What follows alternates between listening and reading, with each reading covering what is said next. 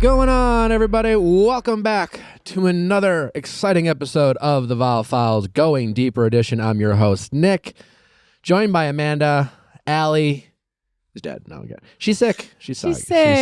She's sick. Do you say when I'm not there, do you say something like, I'm dead? Probably. Yeah. Because I feel like Allie always comments on it after the fact. She's always like, excuse you, which is fair. And now I'm like, should I be getting mad? Yeah. She's sick. We wish her well. We're sending her good energy. Do we know what she has? She just said it was like stomach stuff, which I think is the worst. That is my least favorite, like of all the different like kinds of sick to be. Stomach flu? Stomach, like throw up is, I find it so unbearable. Like I will take like a terrible fever and like body aches over nausea and stuff. I used to throw up a lot during track and field, so if I can get a good throw up in and be fine, then I'd prefer that over like a sinus infection. But yeah, because there is like the relief after the fact. But I'm not afraid to throw up. I've gotten used to it. I have this weird thing, amazing streak where I like didn't throw up for. You're one of those. Well, it's not there anymore, but I had a really good thing going. But because of that, it was like really scary when it did happen because it's like so unfamiliar and bad. Well, we wish Allie well. We have a dynamite episode for you. Obviously, we're talking Love is Blind. We got some other puppy culture topics. It's a long episode. I mean, so we tried to recap 7 episodes for you, all while doing our standard 2 texting office hours. We got some doozy texting office hours, a whole love letter. We read a whole love letter. A post-breakup. Post-breakup love letter. Oof. Yeah. Have you ever written a letter? Yeah. Do you remember any of the lines in it? I remember finding it years later and really feeling ashamed of myself. In what way? I was just like, you were such a wuss. You know, like the state of mind that we're in when we read a letter post-breakup, when we're so vulnerable and we're just pathetic. We are our most pathetic. Yeah, and we're also feeling like poets and writers, we're using language that's so we're just in our dramatic. It's just like, oh my God. But anyways, it's a long episode. Bear with us. Keep listening. I mean, I know you're going to listen. It's a great episode. There's a lot to cover. We're doing this for you. Before we get into the episode, I mean, there's such an unfortunate thing to talk about, but we just, I guess, want to say just how, all this Kanye stuff. Gross. Yeah.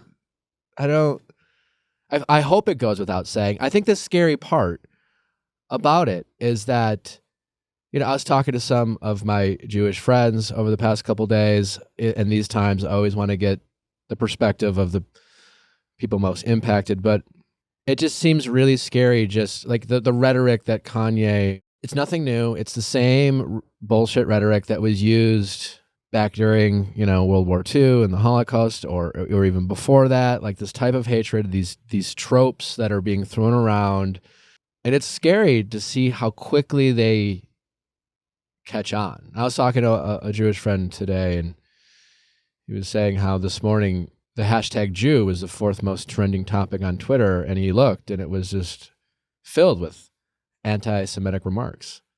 Yeah, I've also found that because I've been in a lot of places that have been pretty liberal, pretty progressive, where there's like, Jews are 0.2% of the world population, like a really, really small group. And I've been fortunate to have Jewish community present and be in places where there's like a much larger than that proportion amount of Jewish people. And I think sometimes in those spaces, though, there can be this false perception of like anti-Semitism being really distant or not super relevant, when in actuality, it's so present. And there's moments like this when I think there's like kind of a spotlight on it. Yeah. But I think the thing that like whenever I go to service it, like most of the services that I go to, like at Jewish like worship spaces, like there's pretty intense security.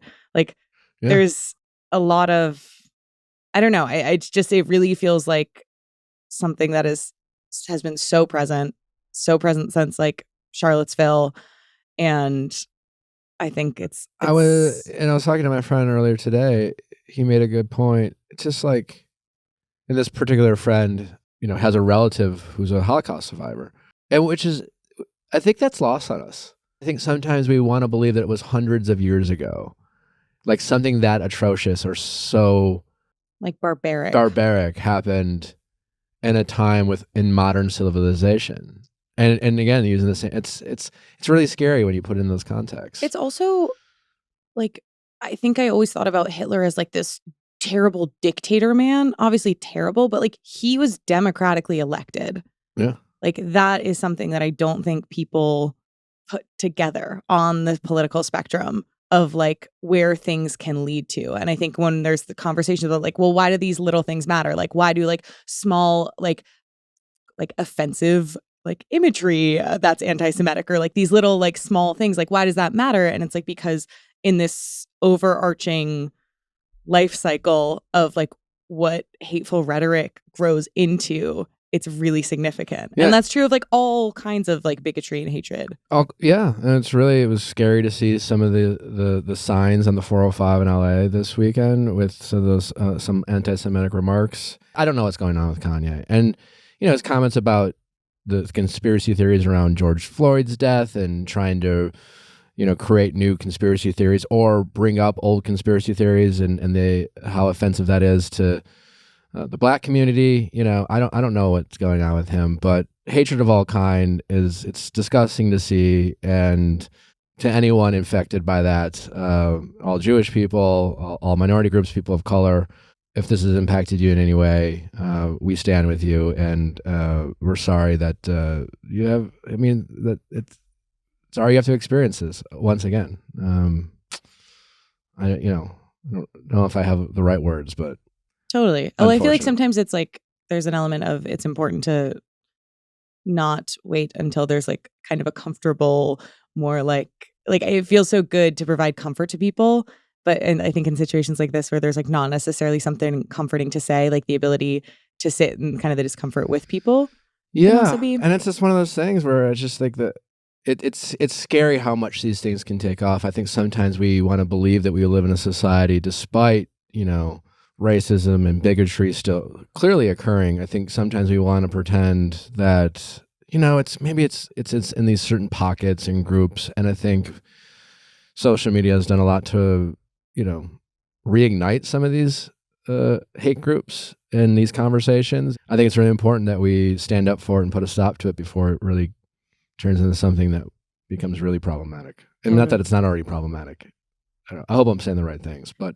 And like this, I'm not the originator of this phrase. This is very much something that is out there and helpful. But like when people make offensive jokes, ask someone to explain it. Say, what do you mean? Wait, can you explain that joke to me? Like jokes, I feel like tend to be a real kind of access point, or like even if you're not friends with people who are in a white nationalist group, they might say some, make some comments and say some things that are supposed to be funny that have underlying like really bad, messed up ideology. Ask them to explain it. Force them to say, it's funny because Jews like whatever the stereotype it is, like make them say it out loud. Make them like hear what they're doing. Yeah, that's a good note. Anyway, how do we end that? I don't know. I feel like all Jewish holidays are like our existence was questioned. We prevailed. Now we eat. And so in my mind, I'm like, now we eat.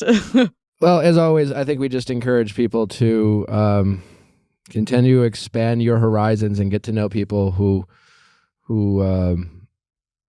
you might see as different. I don't know. It's a beautiful world out there if you get to know people, We have, again, a great episode for you. It's long, so we're going to get right into it. And Laura Rugetti is our guest, hairstylist to the stars, also Love is Blind fan. She helps us break down Love is Blind, all the pop culture topics, texting office hours. Also available, again, don't forget to order Don't Text Your Ex Happy Birthday. Can't thank people enough for all the support in their comments and how they recommend it to their friends and people who are reading it. And reminder, we are launching our Don't Text Your Ex Happy Birthday book clubs. These are meant to be community spaces where people can discuss some of the stuff in the book and also have some friends to work through the clusterfuck that is modern dating and just get connected with people who are looking to grow and encourage one another's growth. So if you are interested in running one of the book clubs in your city, please send an email to dtyehbbookclub @gmail.com with the subject line of your city and starting a book club, because we very much want this to be everybody. It's going to be run by the people for the people. Yeah. So if you want to be one of those people. And look to the Viall Files Instagram for information. We'll be putting it on there in terms of ones that are popping up, because I know we've gotten a lot of emails already for it. And again, if you want to be a part of it, don't forget to Don't Text Your Ex Happy Birthday. Go to viallfiles.com for all the available links. You're going to love it. Trust me. Anyways, let's get to Laura and Love is Blind. And now a word from our sponsor, BetterHelp. Stressful times these days, and sometimes we just need to talk to someone and get our anxiety out, you know? Maybe we are trying to solve all these problems in our head, and maybe we just don't have the right, mindset to work through our issues. That's where BetterHelp and therapy comes in. It doesn't matter what your problems or stresses are, money problems, relationship, personal, sexual. It doesn't matter. Maybe you just want to talk. BetterHelp is there. It's super convenient. That's what I love about them. You can be talking to a licensed, trained mental health professional within 48 hours. You go to BetterHelp.com. You take a quick assessment about what you're looking for. They assign you to someone they think is the right match. And the great news is they work with thousands of different therapists, so that if you don't find a good fit right away, you can always change until you do. And so much about therapy is finding the right fit. BetterHelp makes it easy. Again, you can do it from your phone, your tablet, your computer. You can do face-to-face. You can do it voice only. If you don't want to, if you want that privacy element, whatever is comfortable for you, they make it happen. When you want to be a better problem solver, therapy can help you get there. Visit BetterHelp.com/VIALLFILES today and get 10% off your first month. That's BetterHelp.com/VIALLFILES. We've all had the experience. You're swiping. It's the same slim pickings that you've had before. We've all seen people on multiple different dating apps, had hours of mindless, fruitless engagement with them. Match, the dating app, is different. It's a place for people who have done the work, who are fully cooked humans, who have done the reflection, done the therapy, done the whatever they needed to get to a point where they're happy with themselves and can truly welcome in another person in their life. So if you're one of those people, get on Match the dating app and finally date with your peers. Yeah, I couldn't agree more. Best it'd be, people who are, like Amanda said, comfortable with who they are. It's good. If you're on your journey to find yourself, that's great. But I love that Match is prioritizing people who are ready to date, who are ready to find love, who are ready to invest in other people because they've already invested in themselves. And if you want to be a part of that group, if you do you already know the best relationships show up when you show up for yourself first. And there's never been a better time to try Match. Download the Match app today. Match believes the most important relationship is with yourself. So, in a world where you can choose to do anything or anyone, choose you first, because dating someone who knows what they want and won't settle for less, well, that's sexy as hell. Laura, what's going on? Hi, guys. Welcome. Thank you for having me today. Thanks for coming. And if I sound a little congested, I'm actually allergic to my guinea pig that I just bought yesterday, so I'm so sorry if I sound this way. You did not know you were allergic to a guinea pig? No. My daughter wanted a guinea pig, and then I picked it up, and then, it just started happening. So what are we going to do? You're just going to stay away from the guinea pig?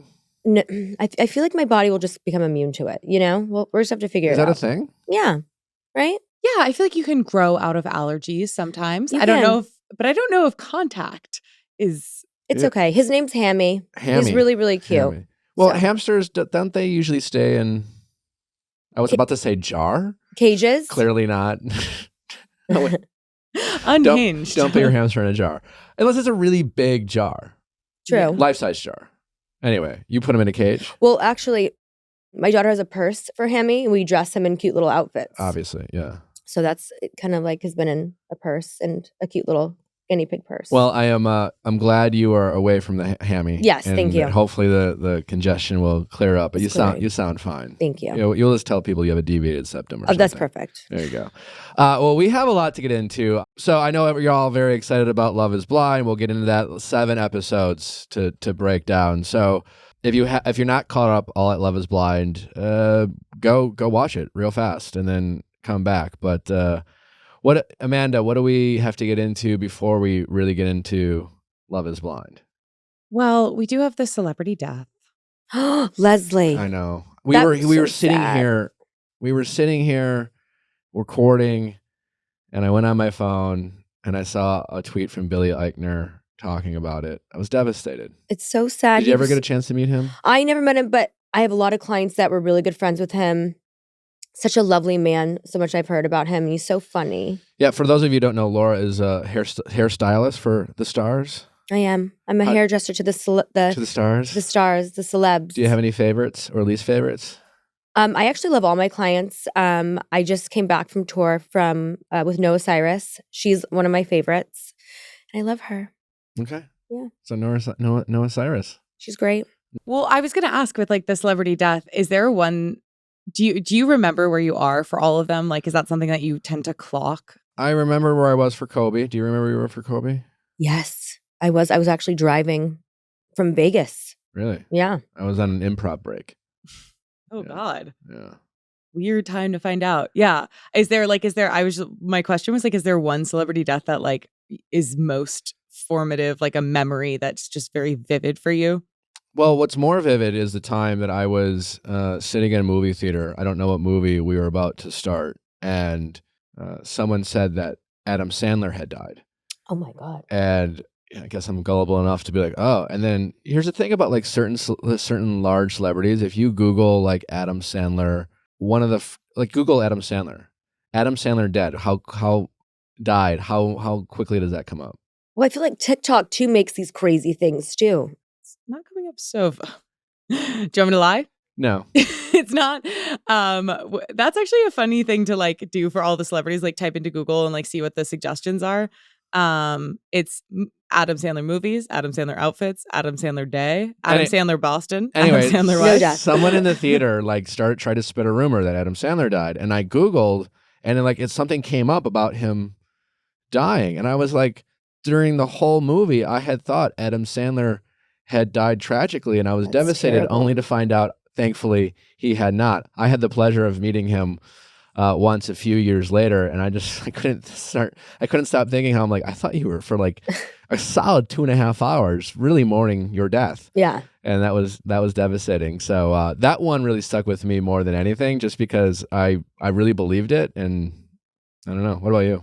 Robin Williams. Oh. That was like the hardest one for me. I'm a big fan of him. So Yeah. a lot of these comedians, right? Like I feel that was really sad. Totally. Leslie, it's such a tragedy. I was such a huge fan of his, and I was always hoping to have him on the podcast, but unfortunately that didn't happen. But what a joyful man! What Such a joyful man. Kind of going in the opposite direction. James Corden, we touched on it last week, got some flack for his treatment of servers I heard about at a that. restaurant. He addressed it on Monday on his late night show. And he's kind of is downplaying it. Like he is saying, I didn't get out of my seat. I didn't call anyone names or use derogatory language. I've been walking around and thinking that I hadn't done anything wrong, but the truth is I had. I made a rude comment and it was wrong. It was an unnecessary comment. It was ungracious to the server. Do we know what the rude comment was? I don't know. See, that's the thing though with being a celeb, right? Don't you want to like portray yourself as being nice and like being, because the fans are what make you famous, right? Yeah, you would. So I mean, think. if you treat people badly, I mean, and nowadays with social media, you can't get away with anything. So if you're mean to someone, it's out. You know what I mean? And so I think nowadays people really have to start treating people a little nicer. Yeah, I mean, I to your point, I don't get like everyone has a bad day. Like Yes, of course. everyone's been like, oh fuck, yeah, I'm sorry, I overreacted. Like that happens. Yeah. But it seems like James has a bit of a reputation. He does have a reputation. I'm not going to confirm it because I've never met him before, but I have heard it before. So James, he the comment apologized. I think they're referring to is the one where he was like, I'm going to go to the kitchen and cook this myself. And he was like, it was sarcastic and it was ungracious. But my thing is that like, you're a comedian. You know what's funny and you know what's not. I find it so frustrating when people are like, oh, it was just like a joke or it was just like a sarcastic thing. And it's like, you've done this for years and years and years. You're an expert on comedic jokes and timing. Also, it's just a weird moment with wait staff in a kitchen to be again a comedian.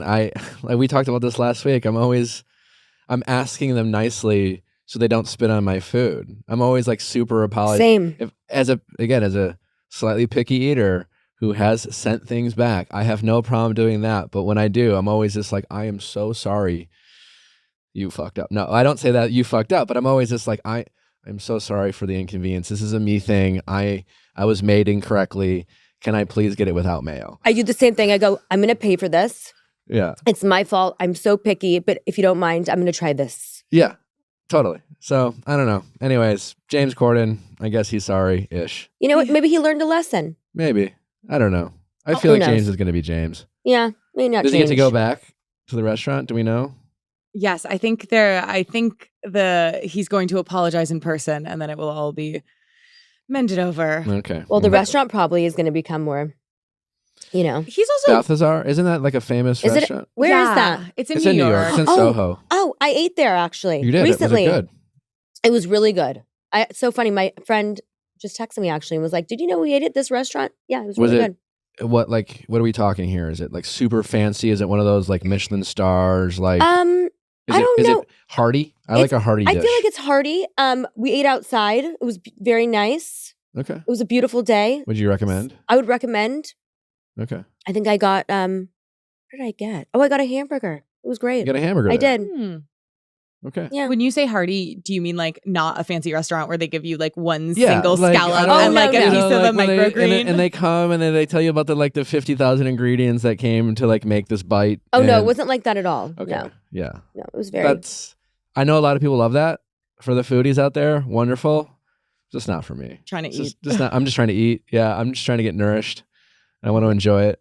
I think also, but regardless of whether he's allowed back at Balthazar or not, like I would never show my face there again if I were James Corden.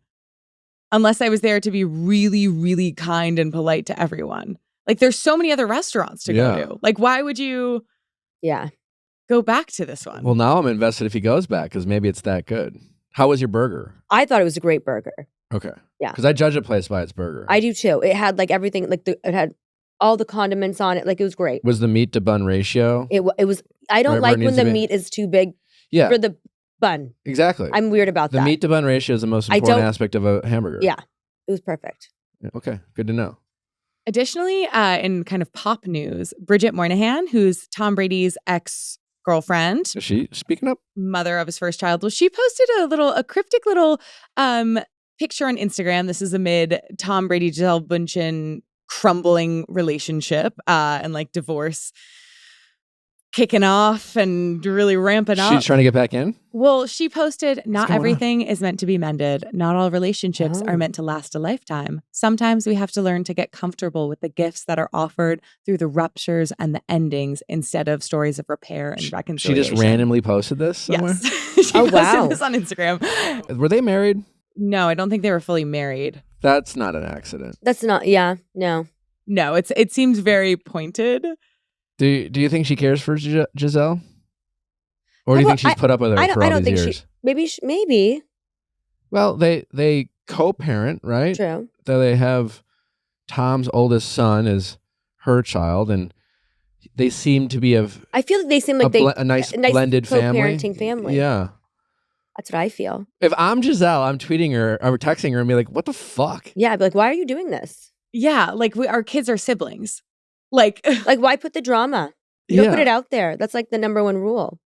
Like, what a weird time to like post a motivational quote, you know? Yeah. Do you think it was just like was it her quote, or was it a retweet or reshare of some sort of like like a movie? Like she saw it on someone's Instagram. Like, so it's there's a person credited and an @.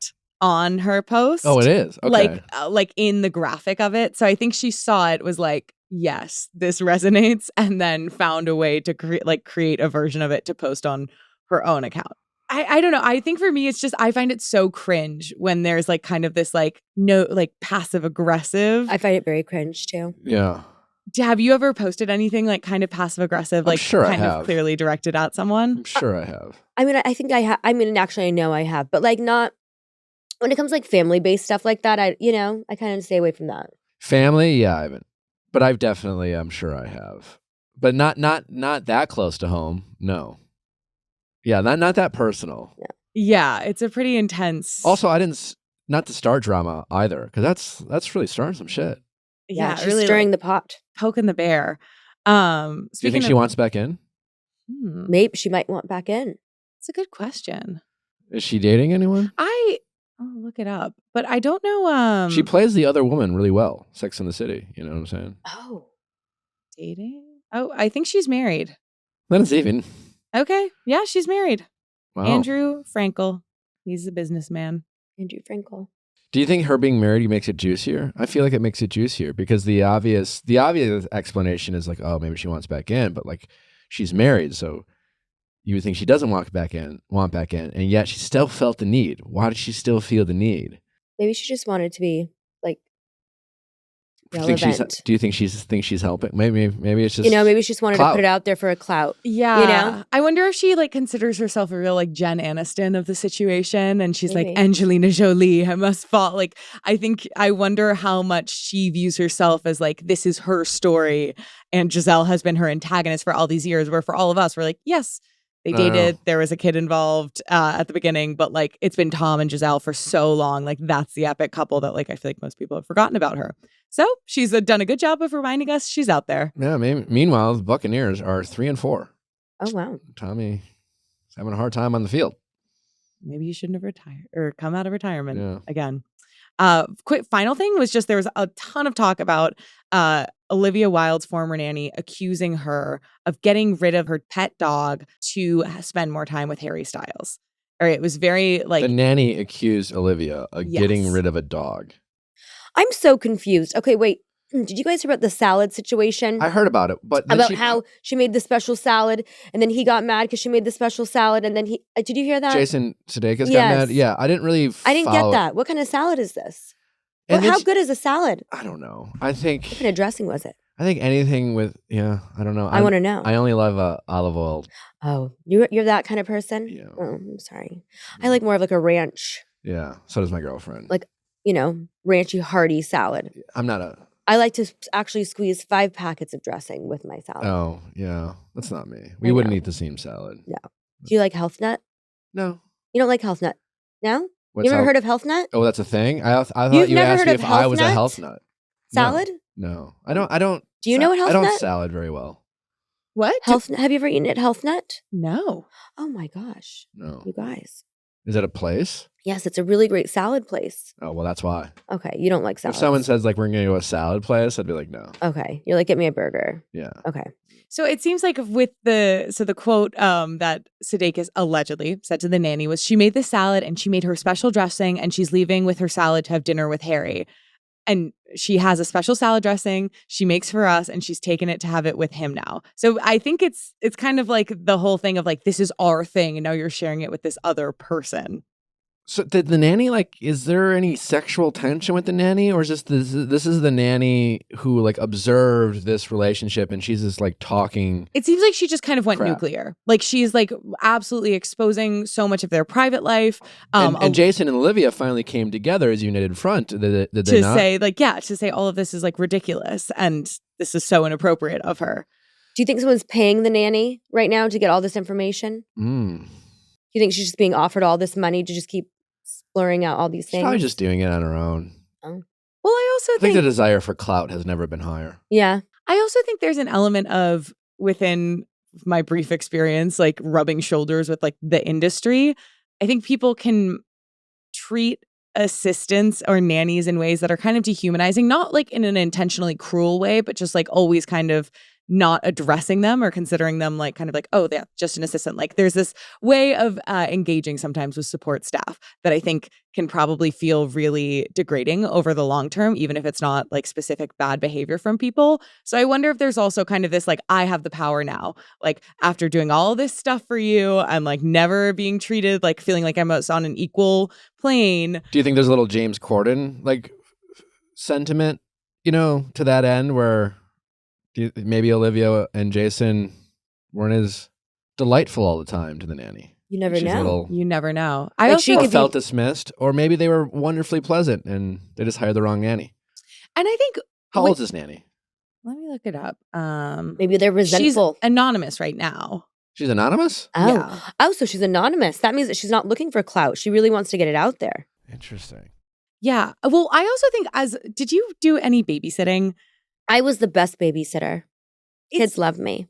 Yeah, and it's a very hard job. It's a really hard job. And also, I like my best friend's a teacher, and a lot of teachers, they don't really even want kids of their own because they're like, I have all these children. It's a hard job.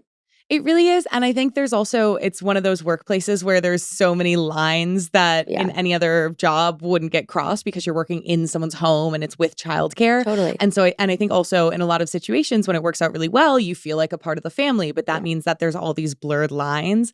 And I think it's ripe for areas of like misinterpretation or people kind of not being on the same page about something. Totally. Does Olivia Wilde love the press? Because like she doesn't. She presents herself as someone who would want to be above the drama, and yet she seems to be very always in the middle of the drama.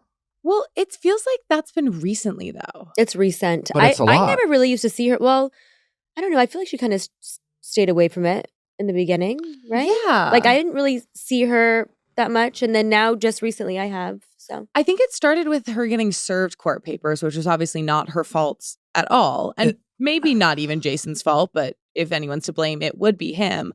But I think it was really just it seems like whatever it's like Harry happened. Styles fan base. Yeah, like however she entered that relationship with Harry was messy and seems to be the root of everything. Where it's like, that's the issue with like Shia and Florence and like the movie. That's the issue with their marriage. Like, all of that stuff seems to come from this one kind of complicated and potentially a little bit sketchy relationship timeline. Dating a superstar musician has got to be a challenge. Yeah. And also because there's nothing more passionate than a music fan base, I've learned. Especially like Harry Styles fans, like the Directioners, the Tumblr generation. Are like they have a level of fandom that runs so deep and is so unparalleled. Like I think before like stan became like a word that everybody threw around, like Directioners are the original stans in my opinion. More than Taylor Swift fans? Oh, okay, that's an amazing point. Which is also Midnight, new album came out. Great Have you album. listened? What do you think? Yeah. Lavender Haze. I love Taylor Swift. So good. Yeah. Have you always loved her? She has the best songs. I mean, how can you not love them? Anti-Hero is good, Yeah. Did you like Midnight? Staring at the sun but never look in the mirror. I liked her breakup album. Was it 1989? Oh, 1989 was a good one. Yeah, that was really good. But like album. The one where she was like, I'm back. And it was like all those. Oh, and Reputation? Like Gigi Hadid was in her video. I think you're Reputation. Was it Reputation? Okay. But I feel like 1989 was real good. That's like all bangers. Yeah. No skips. That's like just fun to jam out to. Jam. Yeah. Every song was a jam. Album. Yeah, 100%. I feel like Midnight has gotten some mixed reviews. At Has least it? It's more chill for sure. I have a good question. Who has more followers on Instagram? Taylor. Are you sure? Than Harry? Yeah. I mean, I wouldn't bet my life on it. Okay, so Taylor Swift has 229 million followers. Oh my gosh. How do you get that? Is that the whole world? Just kidding. 229. And does anybody want to guess how many Harry has? I think he only has. I think he has 200. No, I think he's. Well, I mean, I think he's below 100 mil. What do you think? What if you had to? What's your number? I'm gonna say below 100 mil. But that's not a number. No, it isn't. You have to like say a number. 87 million. 87 million. I'm at 201 million. 47.7 million. Oh my gosh. Taylor's 219. Wow, I'm in 29. shock. Yeah, she's like has more than. Well, she's just been around. She's been around longer. Like imagine Harry Styles being this famous for another 15 years, 20 years, right? I mean, I don't know. Like Taylor's been. I don't know how Taylor Swift is. I think she's around. I think she's actually 1989. Yeah. She's born in 89. I was born in 86. She's 32. Yeah. Okay, and she's been a star since probably like I think she 15. Yeah, something. Yeah, 15. so 15. I mean, Harry's been a star for a while, but like, so 10 years. Yeah. If Harry is like this level of, and I assume he will be because it's Harry Styles, but like, give it 10 more years. Then he'll have 220 million. Yeah, Taylor's been in the game for a little bit longer. I think part of the reason it's also surprising is that Taylor Swift has like long been a controversial figure. Like I remember even in high school, middle school. Has she? Yeah, or I just think she was a figure who a lot of people felt proud to be like, I don't like her.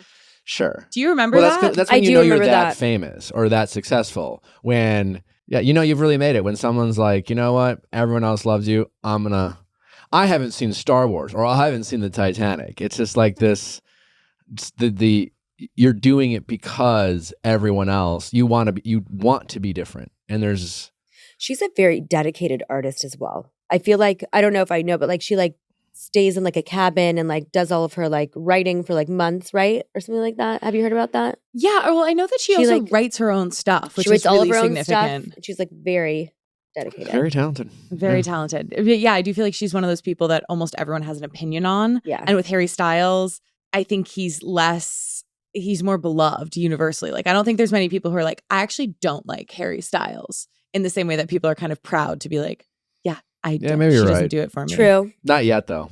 Give it time. Yeah. Should we get into Love is Blind? Let's get into Love is Blind. Man, well, I'm enjoying season 3. Great characters, I think. How do we want to do this? There's a lot to cover. Where do we want to start with this? Yeah, I mean, do we like I love the casting. I think they've done a good job with these characters. Here's what I've noticed. I feel like, I don't know if it's the way the show is edited or it seems like we get more authentic conversations with Love is Blind than we do Bachelor. 100%. Totally. Like I don't know if they're just willing to air stuff. And I think part of it too, what I love about Love is Blind compared to The Bachelor, and I said this last season, is they seem to be willing to just show the way they air it. It looks more authentic because they show everyone's good and bad sides. Yeah. And I think The Bachelor doesn't as much. I think they have their heroes and their villains, and yeah, they'll and in different seasons they will flip it sometimes. They love a good redemption story. They also love a fall from grace. They love a fall from grace, but in that respective season, there's usually a very kind of hard-hitting storyline that might have some nuance and some like peaks and valleys, but for the most part, who your heroes and your villains are. Oh, totally. And it's more of a story where this, I think you're seeing a little bit less of that in Paradise, and I think you're getting a little bit more authentic conversations. But with Love is Blind, I think you really get some. They seem to be willing to talk and say things that I'm just like, wow, like, how did they get you to admit to that? Yeah, is anything coming to mind specifically? Well, like when Bartise was talking to Nancy, and it was the first time they all got together after seeing what they look like, and they clearly all got sauced, and clearly Bartise was drunk. Yes. Nevertheless, he was just like, yeah, so I'm attracted to 2 women, and Raven's more my type, but I love you. But like, she's way more my type. Like, it's the outward, like. No, I noticed that too, because even I thought I was feeling so uncomfortable when Cole and the ballet, Colleen. Do you remember when Colleen, when he was like, that's like her, he was saying that's more his type as well. But he said it to the other girl. What was her name? Zanab. Thank you.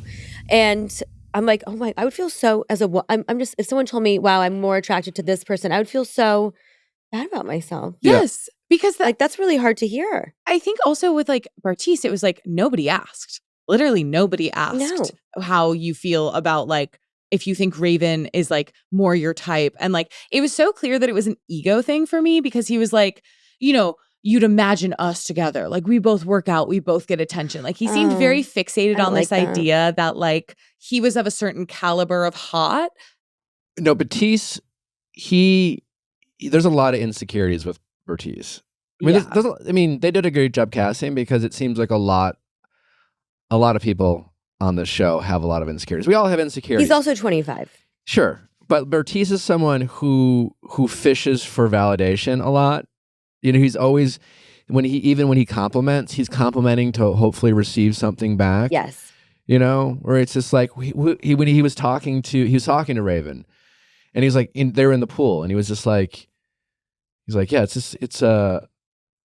it's not weird for like it's not weird for us, right? It's not weird. Like, is it weird for you? Because he was so trying to get Raven to say how hot he was, and he wanted Raven to act like, oh man, I don't know, I'm just a little uncomfortable with how hot you were. He was very much trying to fish for that compliment. I feel very confident in saying that. He likes to feel the compliments like all the time. Yeah, and he often gives compliments only to receive them back. Is kind of my read on Bartise. There's a lot of icks with Bartise. There's a lot of icks. Which I found was I felt kind of betrayed because at first him and Nancy were off to such a good start. They seemed so goofy and happy and like they were really willing to be like silly versions of themselves around each other.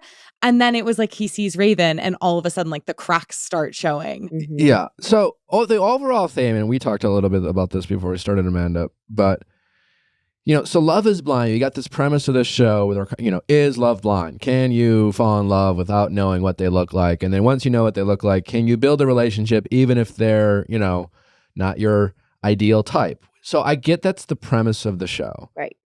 But I don't understand why these men seem to, it's one, like, hey, I have a type. I don't know. Do you have a physical type? I do have a type. I don't like tall men. I like shorter men. Okay, you're like a short king. Not short, but like not. I've always liked men that are a little bit taller than me. Like yeah, 5. Like 5'8". Here you go. Are you single? No, my boyfriend is 5'8". Your boyfriend. Okay, that's right. All right, yeah. Well, I'm just saying that for the short kings out there, I would just slide. I know. Like, I'm fully taken by my hot younger boyfriend. And so, do you have a type?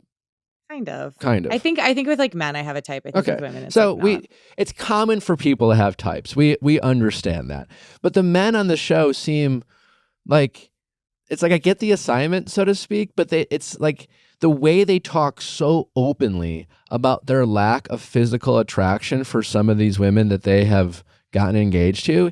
They act like they deserve a medal or like some sort of pat on the back for being willing to like explore these relationships where they otherwise would be drawn to a more physical attraction. And it's just like so off-putting. They're like Cole will talk to a wall about his lack of interest in Zanab.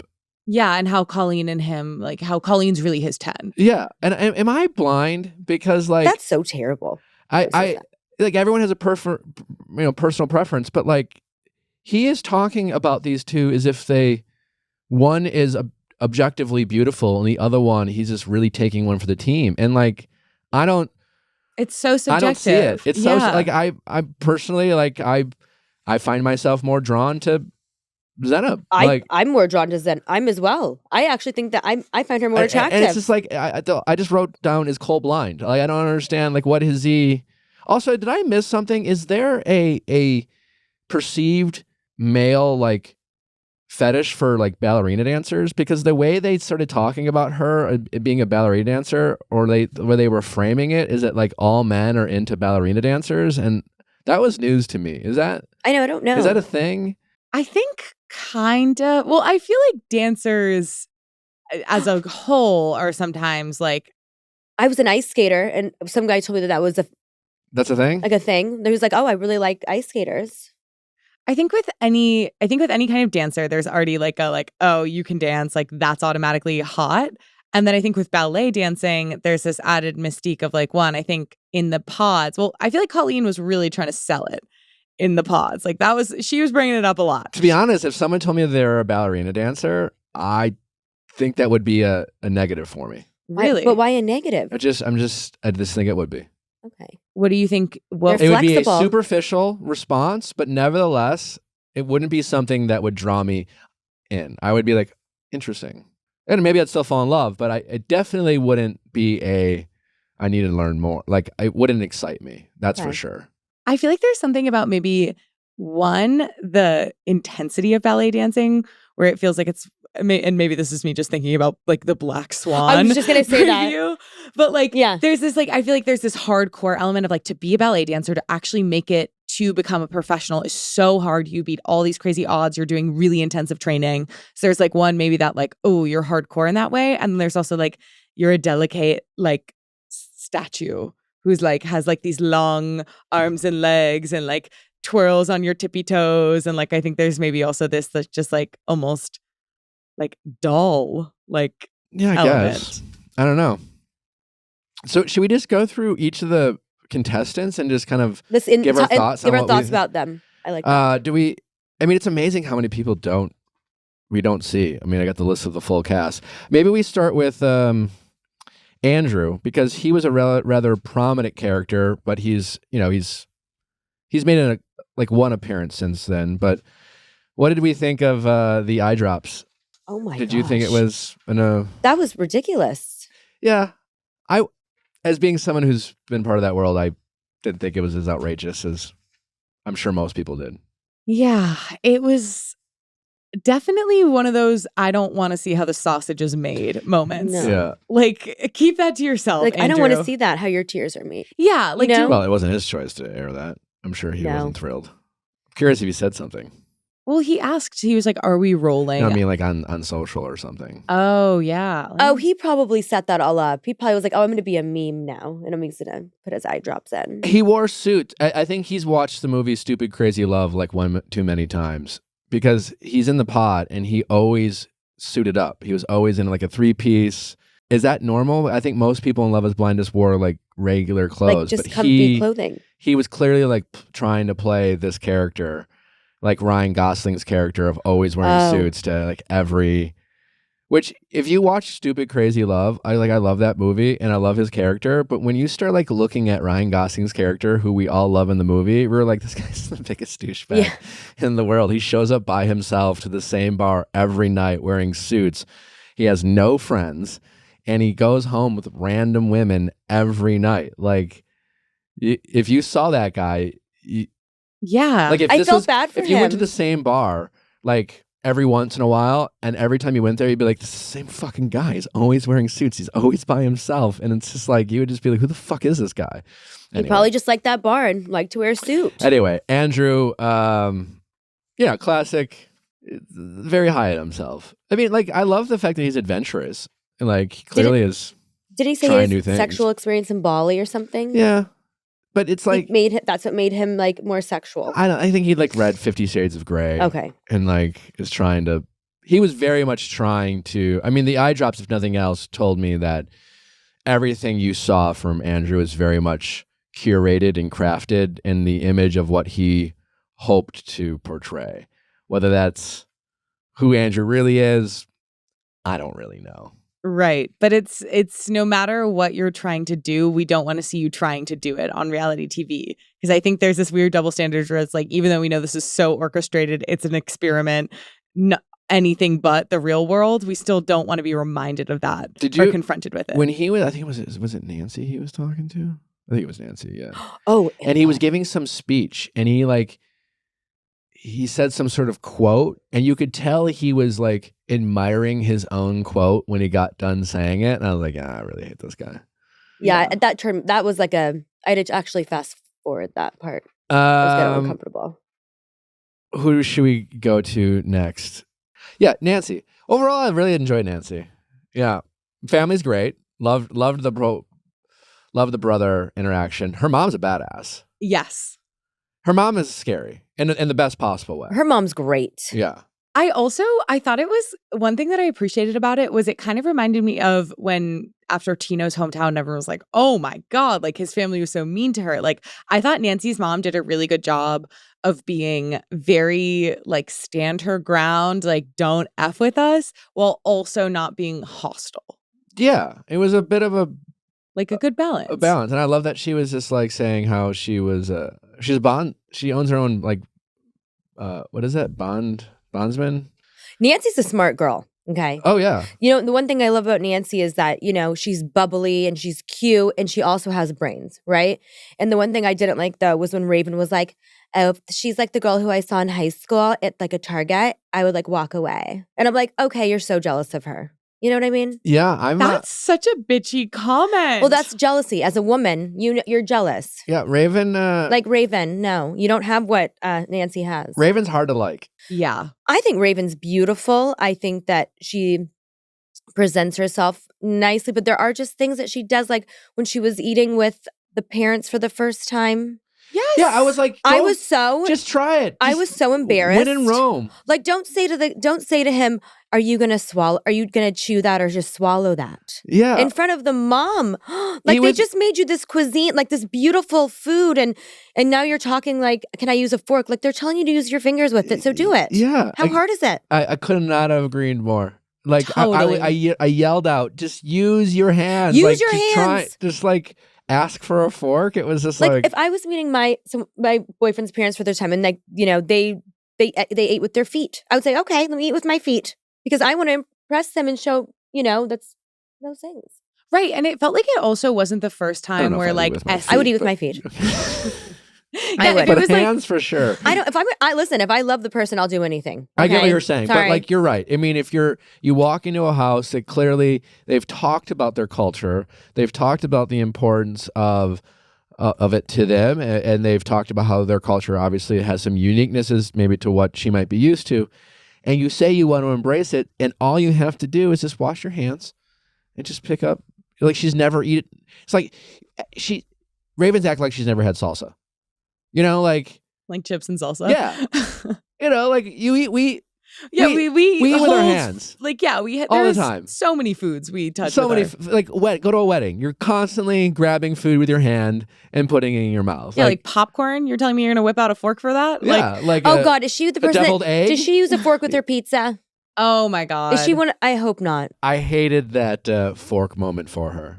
Yeah. It really, really. And also cringed the to me. face she made when she first took a bite. Oh, and she went like this. Yeah. And the mom is like looking to I her, know, like to see seeing how if you she like likes it. I thought, oh my God, SK's mom was so kind. Wonderful, They were yeah. so sweet. I don't know. That for me, I'm like, I would never have treated the mom like that. She's hard to. Even Yeah. if I didn't like it, I'd be like, oh my gosh, this is the best meal I've ever had. Not Yes. like, it's a, yeah. What it's did we okay. think of her when she was talking to Bartise in the pods and she was just like working out? Like, easy to, like, is there a way to justify that? You know, maybe they're in the pods for a long time. We don't know how long they're in the pods. Maybe she just wants to get her like squats in. I don't know. Or does it just speak to like just maybe how, you know, it's weird because like I respect Raven in the sense that she seems comfortable in her own skin. It's like she kind of gives you this is who I am, take it or True. leave it. I like that. I do like that with people. Like she's not going out of her way to constantly She's real. be I like. guess. There's a realness to her. There's no fakeness there. But that so let's realness give her is someone who pretty much kind of says, I'm just really selfish. It's really about me. You know, she said to SK when he was like, hey, I'm going to school and I'm going to live like a student. And she was flat out said, again, I appreciate the honesty from her, but she's just like, I'm just not interested in sacrificing my quality of life. that. And Okay. it's like, okay, So I guess. you know what? Maybe she's had a lot of bad men in her life, and she's like, I'm gonna just be honest. This is what I want, and this is what I'm gonna get. So Yeah. Again, like from a communication standpoint, solid. It's just a personal preference, but nevertheless, she is someone who is unflexible. but selfish is the right Selfish. is a She's very selfish. I feel like selfish is She's a word. selfish. Yes. Yeah, You or- have to give or take in a relationship. You know what I mean? It's not all about you. Yeah. It's not your show. Because I really respect that she came on the show in the first place, because I think she's someone who, like, as many of the men have commented on, is like receives a ton of attention, is very like conventionally beautiful and like stunning. And so I respect that she went on this show and was like, I would like to take, like, even though I have a huge like probably advantage in this area, I want to take that off the table and just like connect with someone. I'm sure that was like really stretching her like comfort zone, etc. And also, and then when Bartise was trying to like Yeah. do the thing of like, oh wow, like you're basically being like, you're hot. And I think he was totally testing to be like, is there a chance that we'd flip? Like, not that he necessarily knew that he wanted to, but I think he wanted to know if it was on the table. And she was really good about shutting it down and being like, I came on this for this XYZ reason. Yeah. And that so- she wasn't flattered by Bartise's like comments about her looks. Right. Yeah. And so I Yeah. respect her because I think she really sticks to her convictions. I think she's a really disciplined person. It's clear Very. that she's very, you know, with like the way she does like Pilates and whatnot, like she's someone who is very hardworking and committed to the stuff she wants to be committed to. I think it's when you see any attempts at compromise or someone else's input coming in and like her not navigating that always with a lot of openness. Listen, I would rather be around someone who owns their selfishness rather than someone who pretends to be something they're not. True. At least you know what you're getting from Raven. True. I prefer a real person rather than a fake person. So Yeah. So Totally. there is that. If Zanab had more self-confidence, I actually really think she's Well, beautiful. I'm just saying, I think she's beautiful, but I don't think she knows how beautiful she is, though. Yeah, no, it's a saying. very frustrating thing this whole season watching it. She is talking about herself and then subsequently other people and the show even, but it stems from her. It does. It's stemming from her, how she sees herself. And I'm watching this the whole time being like, am I on drugs? Like what? Like no, I felt the same way. Why are we talking about this woman as if she is? If she's like somehow like not. She's a very attractive. I think person. she's one of the most attractive people on the show. But I don't think I think that she honestly she needs more self-love for herself. Like honestly, Zanab, if you're watching, you're beautiful, and you need to love yourself and know that. Well, I think part of it also has to do with the interaction she's having with Cole, where I think there's been times where like had she received a little bit of reassurance, she would have gone in a very different direction, but she doesn't even not receive reassurance. She receives like actively kind of shitty comments. Cole's such a douche. Like it started with the makeup. Like the first night she was there, she took off her makeup and she'd already like made a joke about it. Like she'd commented on it. It was clearly something she was thinking about and maybe nervous about. And then Cole was like, you look so different or something. Like said something to her that was not. Where is Cole from? I just want to know. Where is he from? Like what state? I want to guess Texas. Okay. So that's just a total guess. Well, I think they all live in Dallas now. Oh, they live in Dallas, but he's very.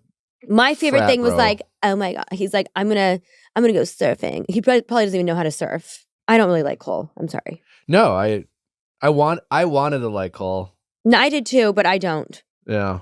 I think he's one of those guys that just. For me, it was the.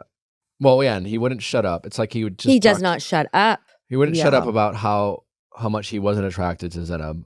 It made me frustrated. Like Zanab's cuter than him. He made a comment that really stuck with me. Oh, is it that I don't like you when you're mad? Yes. Oh, I don't like that. He said to Zanab, I don't like you when you're mad. Very manipulative. So manipulative.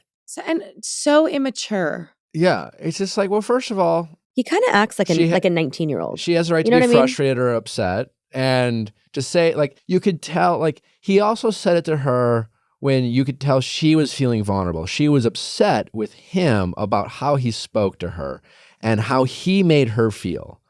So then he gets defensive. And his response to that is not to say, I'm sorry, I hurt your feelings, or even, he didn't even offer a bad apology. You know, the bad apology being like, I'm sorry you're upset with me. You know, like, which is not even an apology, but even that's like at least an attempt at empathy. Right. You know, but he goes in a very kind of like matter of fact way.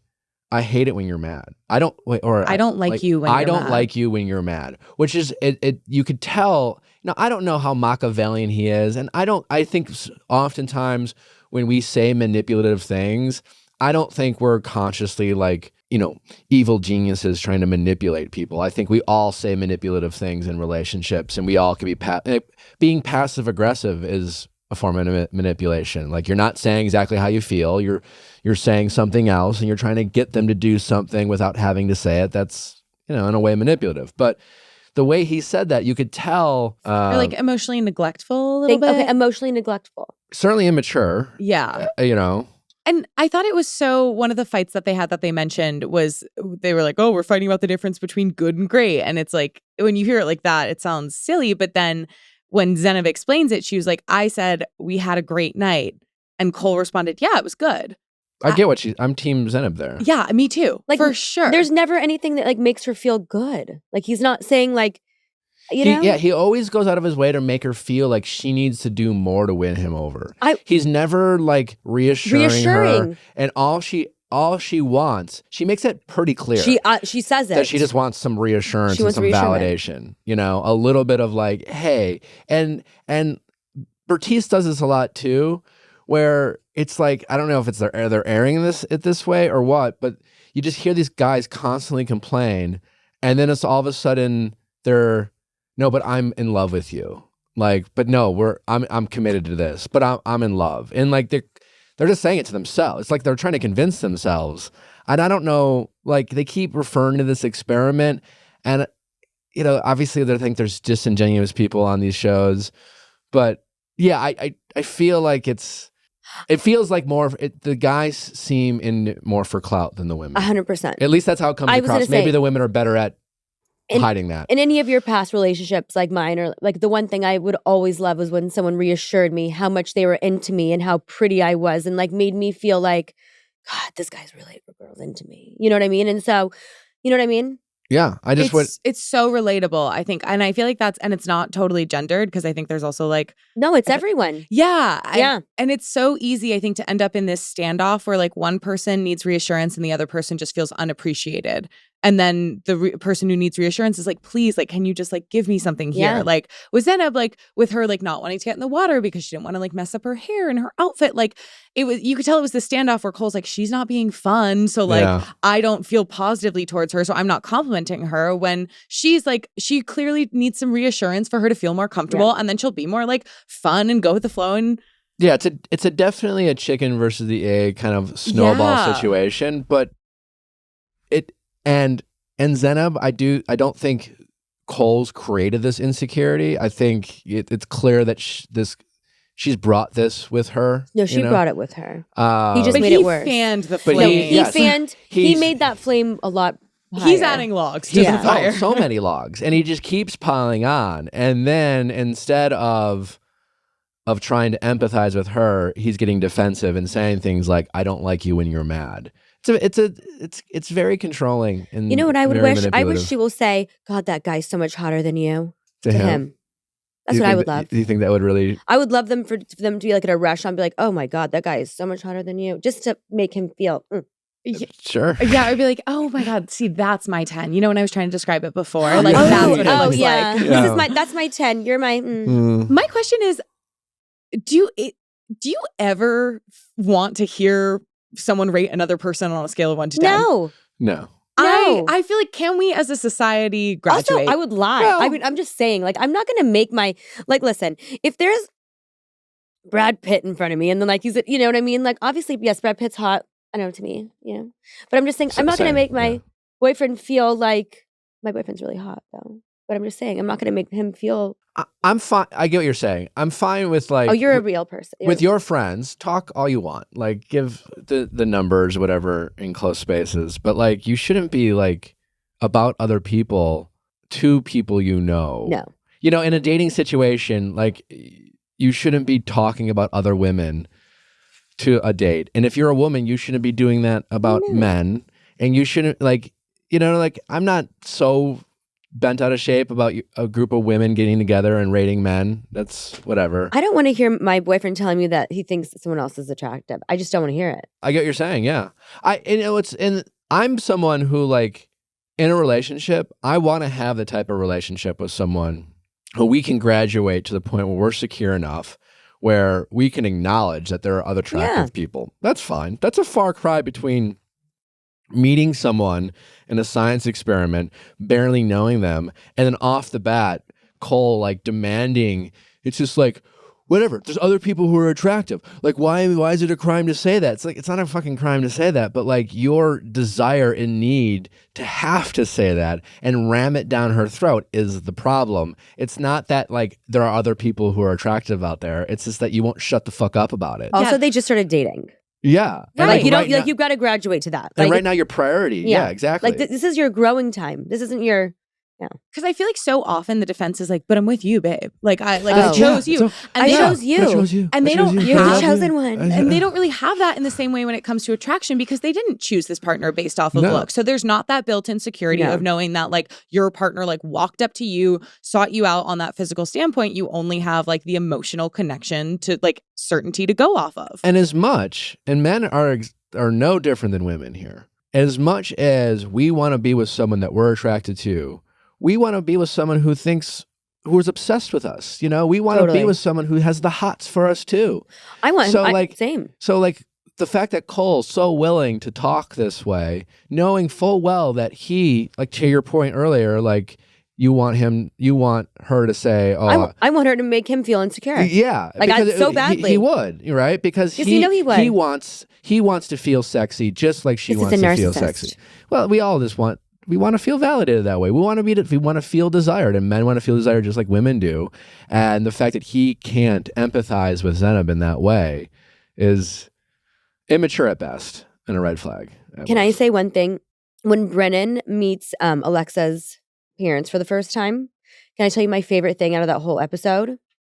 Was when they were like about religion, because that's a big thing, right? So like men and women, like, you know, it's hard for them to like say, I thought he said it so perfectly about how he would be willing to, when he was willing to convert. Yeah. And I thought that was like so sweet, because that's a big deal. You know what I mean? And I think that's like, I don't know. I like that. No, I really like Alexa and Brennon.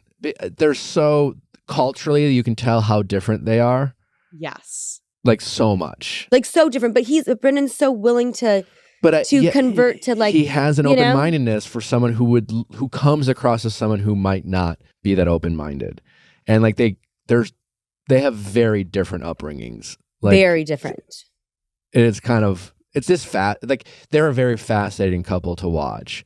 And I've really enjoyed them. They seem to be, unfortunately, I feel like we don't get to see it as much as them as other couples. And I think it's because they're the least toxic. Yes. Yeah, they're not toxic. They're actually quite normal. Yeah. I like to watch them. They're figuring it out. Their bumps in the roads have been like, you know, when they were talking about culture and upbringing, where it's like, well, that's different. You know, like a lot of that. But I loved that though, and I love like, you know, exactly. I've been in many, like my 3 best friends are Israeli, and I feel like, you know, a lot of times religion is one of the biggest things, right? Whether whoever cares about whatever, but I think for him to say that was a really like that means that he really wants to invest in her. So I'm just saying. Yeah, and I think he's been providing so much reassurance. When you think about like, what are we looking for from like Cole or Bartise or like these other men? It's like, and SK does a great job too of like just showing in little ways that you are in this, like in the long haul. Like, I don't think Brennon has ever used conditional when talking about their life together, unless it's something where they're going to decide. But then you had, I don't know if it was Bartise or Cole, and I'm sure it was both of them, have started being like, well, if we get married, if we do that, even though like you proposed. And I get that it's like, it's up in the air, but you're not saying if we get married in the context of like a should we get married or not. You're having a totally different conversation and just kind of like planting this little seed of like, and this isn't happening for sure. Totally. Yeah, I did think when SK met Raven's friends, I thought that was a really interesting conversation. How they observed how SK only says yes. Yes. And they were like, yes, yes, yes, yes, yes. And I was like, you know what? I didn't pick up on that the way they did. And I thought that was very observant of her friends. And it seemed like their read on the situation was Raven has all the power and control in this relationship. And it seemed like as much as Raven is Raven and used to it, I got a sense that what they were saying about their friend is she needs someone to control her. Not control her, but like who's at least her equal. Okay. Who she feels like she can't push around, because Raven will push. Raven needs someone who pushes back. But and it doesn't seem like SK does all that much pushing back. Sometimes though, I will say sometimes she might need someone like that though, because someone that's too powerful. You get what I'm saying? Like, yeah.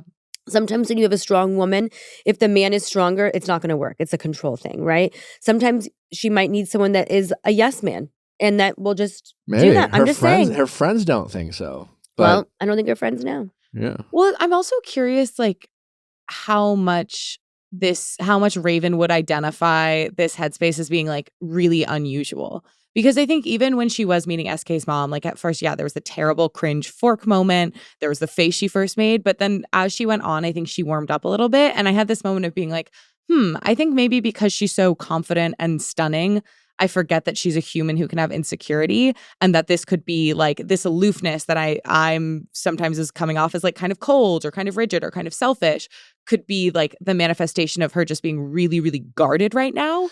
Well, I mean, as someone who can be aloof, like I don't pick up her selfishness from her aloofness or her rigidness or coldness. I just pick up her selfishness on some of the things she says about her unwilling to be flexible in certain areas of her life. Yeah. I'm less judgmental about her coldness because she's self-aware about it. I love that she was just like, listen, I'm not that affectionate of a person. And I think that's hard for someone to say, because I think as a society, we often judge those type of people. So I gave her a lot of props for actually owning that, because like, at least she's just being upfront with like, hey, I'm just, my love language isn't physical touch kind of thing. I think she wants to be.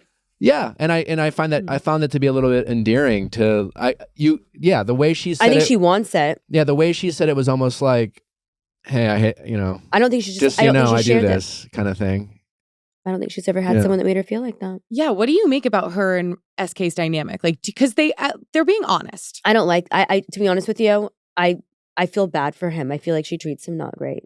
To be honest, like even when she went into his place and she was like, "What's this?" Like, and he had these beautiful, things in his place that he, what was that? The thing to get the. Oh yeah, it was like it had spiritual It was significance. a spiritual significance, and it was something that from his culture, and like for her to just say like, "Look at all these," you know what I mean? I don't know. I didn't like that. She doesn't do a good job of accepting him though. Yeah, or like making him feel or making him loved. feel good and like loved. Like I don't like She's that. a little bit of the Cole in that relationship. Yeah. And he's a little bit of. I like her of way the- more than Cole though. Cole, I do not like. Mm-mm.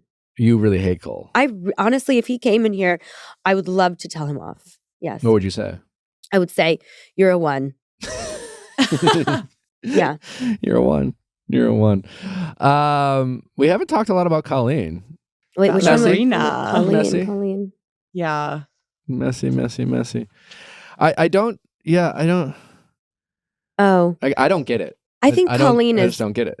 I don't know. I don't think she knows who she is yet. Yeah. I think she's, I think there comes a time in life, I truly believe you can't be in a relationship unless you find yourself first.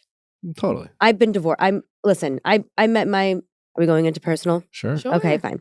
Okay, so I got married when I was 23. I'm 36. But I was not the person that I was at 23, right? I don't know who I was, but now, this ripe age of 36, I feel like I found myself and I'm ready to be in a great relationship because I know who I am now. Do you get what I'm saying? Yeah, that happens all the time. And I'm just saying as life experience, whether you're with a man or a woman, I feel like a great relationship, it comes within yourself first. I think, and I don't think Colleen knows who she is yet. Colleen seems to be the type of person who often chases physical appearance as well. She strikes me as that. Like she strikes me as someone who seeks validation from people she perceives as prizes based off of their physical appearance.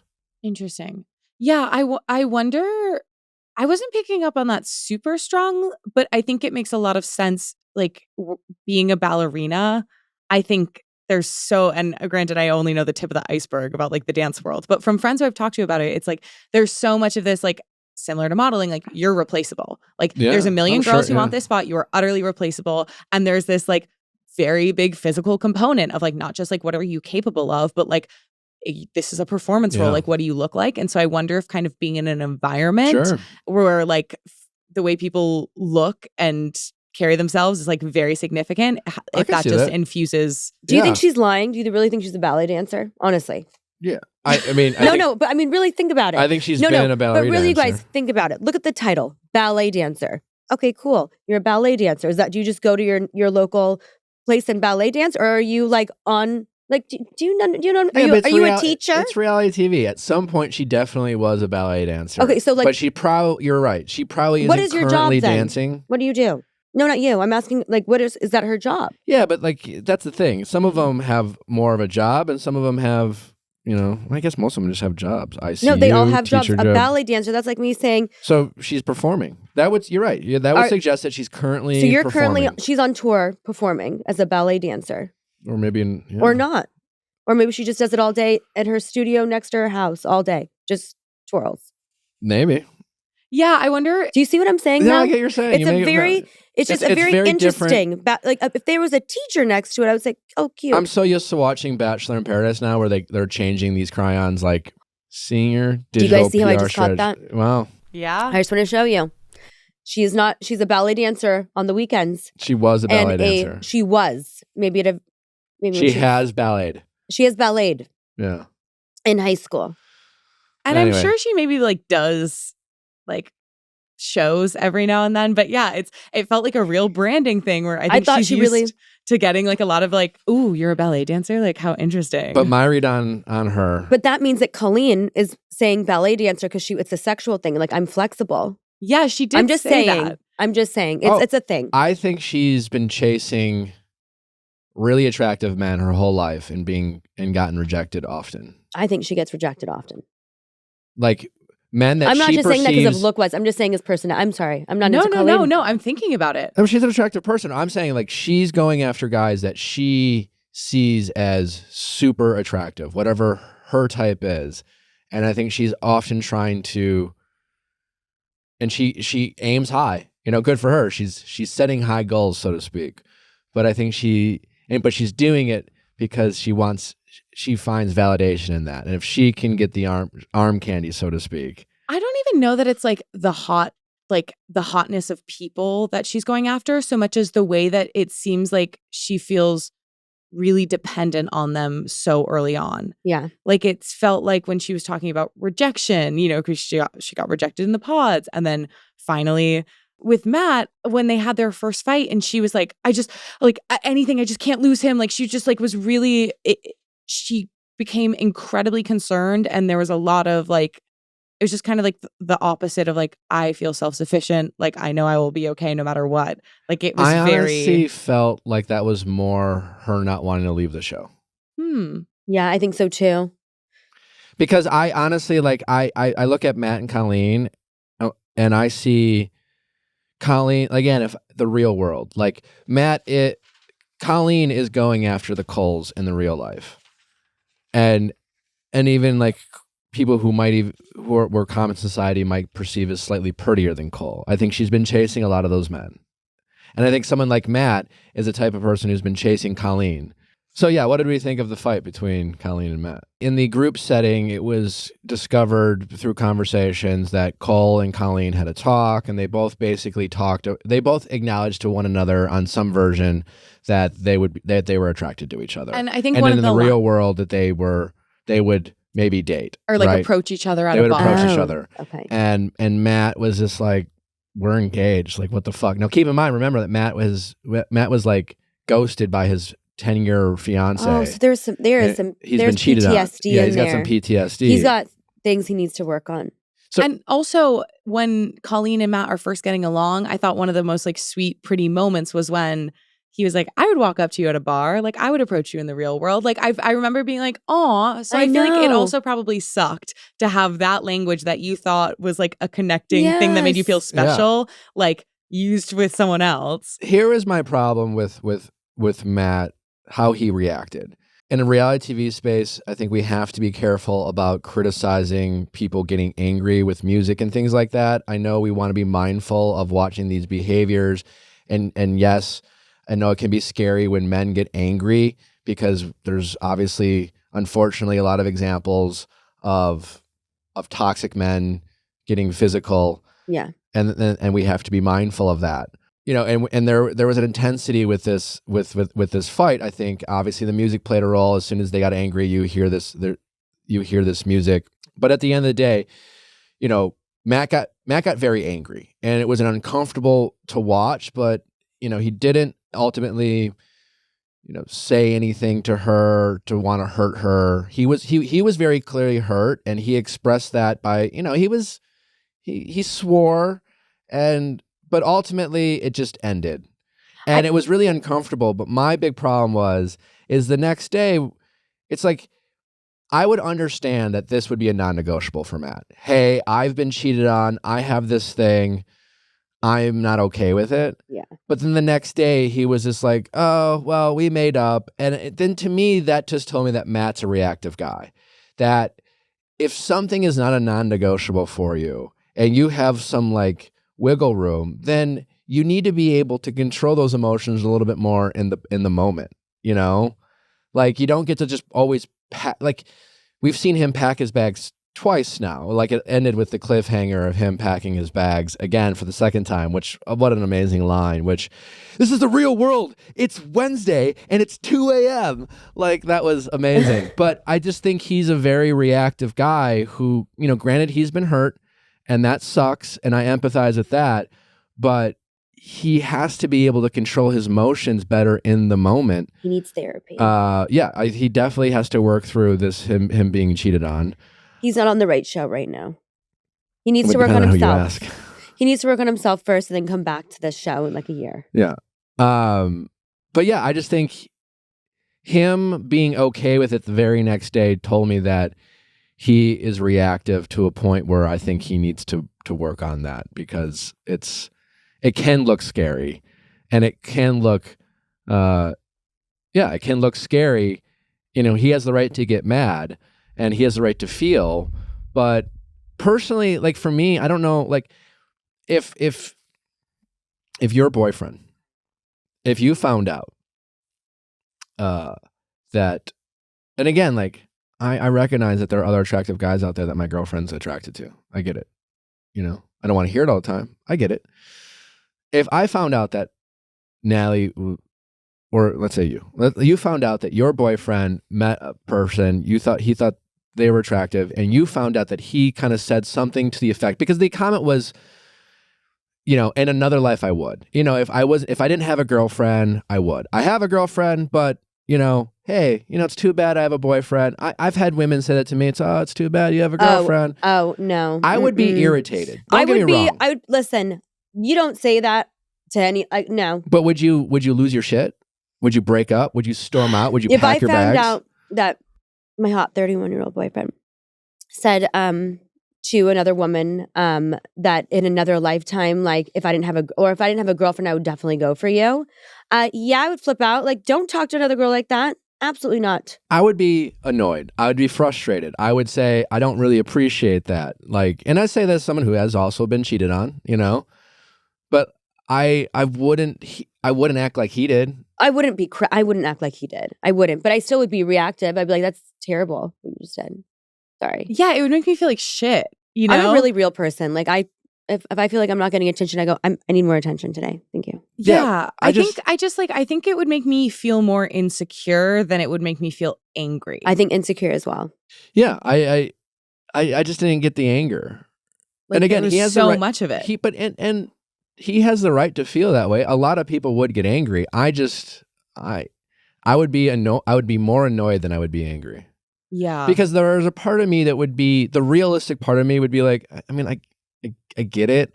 And I think we're all capable of saying shit that in the moment we don't think is all that big of a deal. But then if our partner did it, we would lose our shit.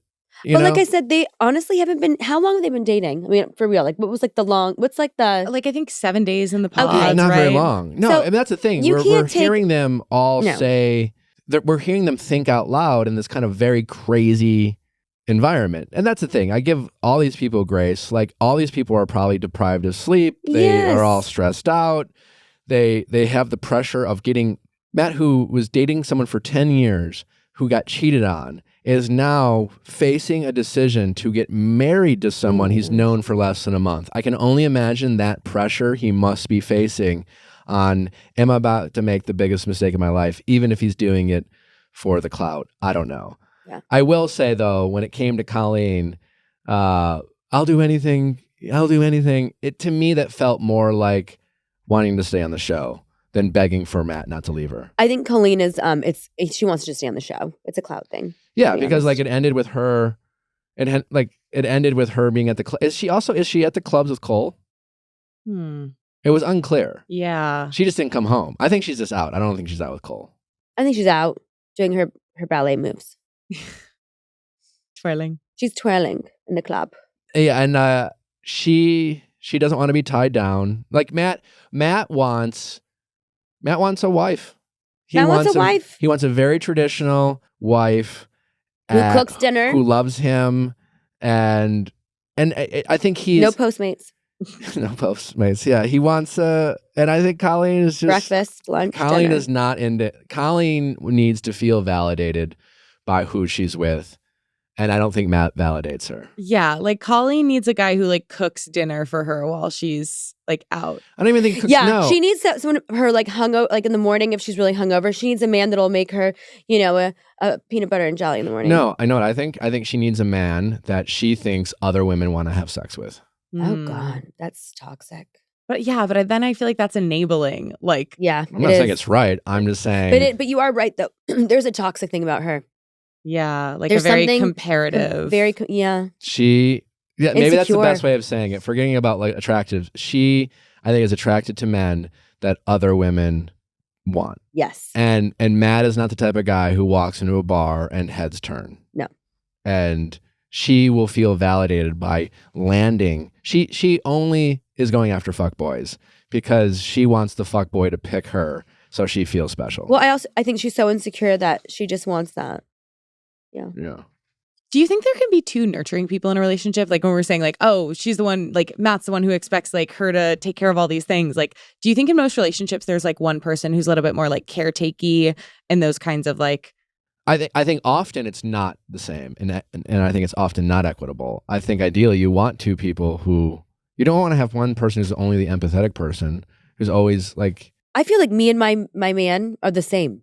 Yeah, but it's so nice though, because when you have someone, when you guys both are like annoyed with it, like the respect factor of each other, like we're never. I don't know. It's been nice. Yeah, I think you need a balance. But I often think it's not the case. I think there is often the case where one person leans on the other person for comfort and stability, and there's always one person who is just like, totally, it'll be okay. And like, again, Nancy and Zanab, I think, are usually those people, and I think they often they extend too much, because I think they have their insecurities. Well, actually, Nancy doesn't seem all that insecure. Oh my God, Nancy has like 1 million children in the world. That's right. I forgot about that. Yes. Remember she sold her eggs or something? Yeah. She has a few. I don't know about 1 million. No, she said there could be like lots. Really? So there could be lots. I really like Nancy. Like 400. Great genes. Yeah, I would love more Nancys in the world. Yeah. And I think, her brother made a comment that I thought was so spot on, where when Bartise was like, yeah, she's great. Like, and I like who I am when I'm with her. Her brother was like, yeah, everybody does. Like, she brings out the best in people. She's so warm and vibrant and like positive. She has her shit together. She's so smart. Oh my God. Also, let's talk about the finance of it all. Like, of how they were, like the conversations about money that happened. Bartise liked her more when he found out that she had money. Yes. And like the houses, you right? could see the wheels turning about him being like, oh, her value just like went up 10 points. Yeah, 100%. Bartise, like, he seems like he means well, but I don't like Bartise. He's not my favorite. Not my fave. Yeah. He's kind of there's a certain energy about him that just is always. I think he's a fake. I don't think I think he doesn't know who he is. No, he doesn't. And I think I think his lack of self-confidence comes across as disingenuous. 100%. Yeah, and he reads phony because I think we didn't even get into the whole. I just thought it was really interesting that the show's talking about abortion. I know that was another thing where I'm like, we're not in ABC anymore. Oh my gosh. I mean, it was a big conversation. Here's what I liked about it. Regardless of where you stand on this point of view, is that they both felt strongly about it, and I liked that they allowed each other to be heard without judgment, and there were conversations. I like that the show did that. I'm glad that they showed a couple having this conversation, that it didn't turn into an explosion, that ended with, thank you for hearing me out. Your opinion's important to me. I want to think more on this, giving your points of view on this. And the fact that they were both able to do that to a certain degree, I thought was uplifting in a time where that often isn't happening. What I didn't like is that Bartise putting Nancy on blast in front of her whole family. Like, he brought up the abortion conversation in front of his family, knowing obviously how his family feels about it, and then put Nancy on blast. Like, he did it in a way where it was like, oh, I just love that we can talk about these things, but completely threw her under the bus. You don't do that. And put her on blast. And Nancy handled herself Nancy wonderfully. can handle anything. Yeah, she stood her ground and very poised and talked about, hey, and you could tell she felt uncomfortable. It's just really interesting, but I did not like how Bartise threw Nancy under the bus during that conversation and basically pitted his entire family against Nancy. Totally. And it felt a bit covert. I think we should really normalize those conversations. It felt like Bartise wanted his family to like back him up. Almost, in a way. Right, like he was calling in extra troops for this battle. Yeah. And being like, and kind of playing a game of chicken with her about being like, yeah, so like tell my family about how you feel about this kind of thing. Yeah, I didn't like that. I didn't like that at all. I found Bartise's take confusing. Here's what he was like, you get one mistake. Yeah, and I was like, I have really strong opinions about this. I respect that there's people who have different opinions than me. But you're right. It's but the is idea, it a moral issue or is it not? And if it's a moral issue, you don't get a freebie. If you think it's a moral issue and if you're comparing it to, say, murder, okay. if that's where your head's at. No one's saying you get one pass when it comes to murder. And Bartise is just like, I'll give you one. But after that, no. Like, yeah, you're losing me, Bartise. That did not line up. Can I say one thing? You guys can cut it out if you want, and you can use it if you want. Thank God for Planned Parenthood, because when I was 16, I had to have an abortion because I used a condom and there was a little hole in there. So thank you, Planned Parenthood. Wouldn't be where I am today. And I think people have every right to not make that same choice for themselves. Like, it is very much where, like, if someone does not believe that an abortion would be the right choice for them, they have every right to do that. Yeah. But Bartise. But when you start, morally judging other people and shaming them for a belief that they don't share with yours, but then start saying how, like, you can get a hall pass on something that you deem to be morally apprehensible, you start losing me. I don't think anyone should be shamed for anything. Yeah. I think everyone is entitled to their opinions. I'm my person, and that's, And I think that's one of the reasons I think this is it's such a hard topic to discuss is because it's become this huge, like, polarizing moral issue. But in action, I think people's beliefs are very different than their practices around this issue, where people who might have really strong philosophical ideas of it have a really different reaction when their 14-year-old daughter becomes pregnant. Or when they get someone pregnant. Yes. Yeah. Exactly. Yeah. So it was, if nothing else, I thought it was very interesting that Love is Blind chose to air that. I don't think anyone should be judged for anything. Yeah. Okay. Should we text it office hours? Are you ready for texting office hours? And as lots to cover. Yes. If we didn't talk about your favorite topic, we're sorry. There were 7 freaking episodes. Comment, discuss. And we'll hit it next time. We'll hit it next time. More next week. It's time for texting office hours. How's it going? Good. How are you? Good. What's your names? My name's Katie, and I am 23. And I'm Sarah, and I'm 29. All right. How can I help, ladies?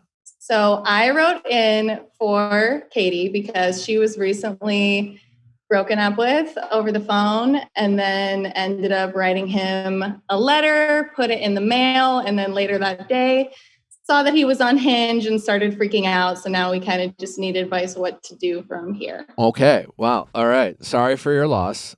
How long are you dating? How long are you dating him? We had been dating for about 3 months. Okay. So it's early. It's fresh. It's fresh. Yes. But still, it was fresh. Yeah, I'm not, 3 months. What did you like about him?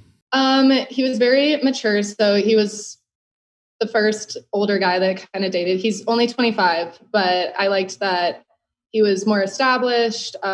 We had a lot in common. I don't know. I had just kind of recovered from being cheated on, and this was the first guy that I had gotten with since kind of recovering from that. All right, yeah. And how long ago before you were cheated on, before you met this other guy? I think like 7 months. Okay, Right. Still pretty fresh. It's fresh, but still. And were you doing a lot of dating in between, or was this the first guy you really gave any attention to? It was the first guy I've really given any attention to, and we met off of Hinge, and I actually kind of ignored him for a really long time because I got on the apps and I was like, I don't really want to meet anybody right now. And he had pursued me at the beginning of June when we matched, and he was like, hey, let's go out on an actual date. And I was just kind of like, no, like I really don't feel it. And then at the beginning of, end of July, beginning of August is when I was like feeling better about myself. And I was like, okay, I'll actually go on a date with you. And we went on this great first date. And then ever since then, we had been seeing each other pretty consistently, 2 to 3 times a week. And he was really like putting in a really great effort to actually date me and take me on dates. It wasn't what I was used to dating younger guys where it was like, okay, we'll go on one date and then we'll just like hang out or whatever. He was actually very thoughtful, which made me grow like a lot fonder of him, like a lot quicker. So then it was going really, really well. We were pretty exclusive, boyfriend, girlfriend. And he went back home to the Midwest, where I also have family in the state that he's from. And everything's going fine. No red flags, still texting, communicating, making plans to see each other. And he gets back from this long weekend visiting his family. And I can tell things when he gets back to the state that we live in now, that things are just kind of off communication wise. Usually we were going to make plans to see each other later that week. And I don't see really any red flags yet. And he just calls me up out of nowhere and breaks up with me and says, hey, there's potential for me to move back home in a couple months. I don't want a serious relationship. I don't know if that's really true that there wasn't any red flags when he got back, though, because he was like barely responding to her for that whole week. So she was kind of freaking out, like something's happening. He's pulling away. And then she got the, hey, can I call you text? Like he was still responding to me, but like the time was like every like 4 to 6 hours. And it was also while he was in his home state. Yeah. And then you wrote him a letter? Yeah, because do we have like a written letter, an email? A written letter, and I sent it to his house because you probably don't have a photograph of this letter, do you? We sent it to you. We have the letter? Wait, while they look for the letter, did you check his socials on Instagram? Do I have it? Hold on. Maybe I have it.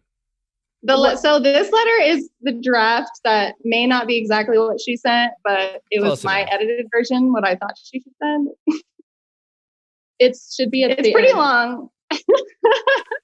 But basically, I ended the phone call. It was like a 3-minute breakup phone call where he was like, you're a great girl, yada, yada, yada. Really like you, really had a great time getting to know you. I just feel like I'm not ready for a serious relationship. And I was so shocked that I basically said, well, thanks for letting me know. I understand. And hung up. Have a great Friday. So 2 days later, she was like, I have a lot more to say. Well, good for you for writing that. No, this is very generous of you. Thank you. And it's anonymous. It's fine. It's also so relatable. Yeah. Like that's the advice you always get, to like write them a letter. And I feel like everybody or most people have written at least one post-breakup letter in their lifetime. Oh my God. I received so many. I imagine finding it 10 years later. I feel like I've done that. That was brutal for me. I'm like, oh my God. Post-breakup letters and grandparents are single-handedly keeping the American postal system relevant. They're the most... The reason I wrote the letter is because he is a very deep and introspective person. And I know that he does like to take his time to think, and he's not like a very heated, and I don't think it would necessarily freak him out. I think she wrote the letter because she thought that was her best chance of getting him to give her another chance by of course, writing it down rather than like a text or a call or whatever. Yeah. There's nothing wrong with that too. I mean, it's the natural reaction. It sounds like you like the guy. All signs were pointing north, like it's only been 3 months. So like, I always say, just be careful. You still had a lot to learn about this guy. And what we've learned about him in the past couple months is that maybe, he's not as good of a communicator as you thought he was. He's going to. And I will say, your book, I have been listening to. I listened to it on the way up to her house, and chapter 2 put a lot into perspective. For me about FBoys and that whole thing. And he definitely has that vibe. And I think he probably, thinking back on it now, respected me probably enough to not try to string me along if he is potentially moving. But he's like, okay, might as well just have fun for the next 2 months if I'm going home. So I'm going to get back on Hinge and do whatever. Probably, yeah. And, he like I said in the book, fuckboys love the ideas of relationships. Like in theory, they're eventually going to get married. It's just get all the fuckboy out. Everything in between is this kind of a, more of a convenience thing, or Yeah, for sure. Because she's like, he's a great guy. Because she did meet him. Yeah, I'm sure he's a swell guy. Like great guy. But like in 2 to 4 years. Yeah. All right. Ready? Or here we go. Okay. Okay. I have written some words after reflecting on our conversation for the past few days. I ask that you indulge me in this one letter as I can't bear these thoughts without having a way to express them to you. And truthfully, a call or text would be too difficult right now. I'm honestly still in shock about how something I thought was going so well could end so quickly, leaving me with little to no insight into how you're really feeling. This isn't a pleading love letter to get you back or me trying to take a shot at you. I just care too much about you to have you disappear from my life so abruptly without hearing what I have to say. So this is what I've been feeling. Number one, I know your family will always be your first priority and a huge part of your identity in day-to-day life, no matter where you are. I loved that about you because I'm the same way. I expected you would return to state feeling homesick after seeing them, which I empathize with and completely understand. However, I knew something had changed between us as soon as we spoke. I could feel the uncertainty in your voice and how you became distant the following week.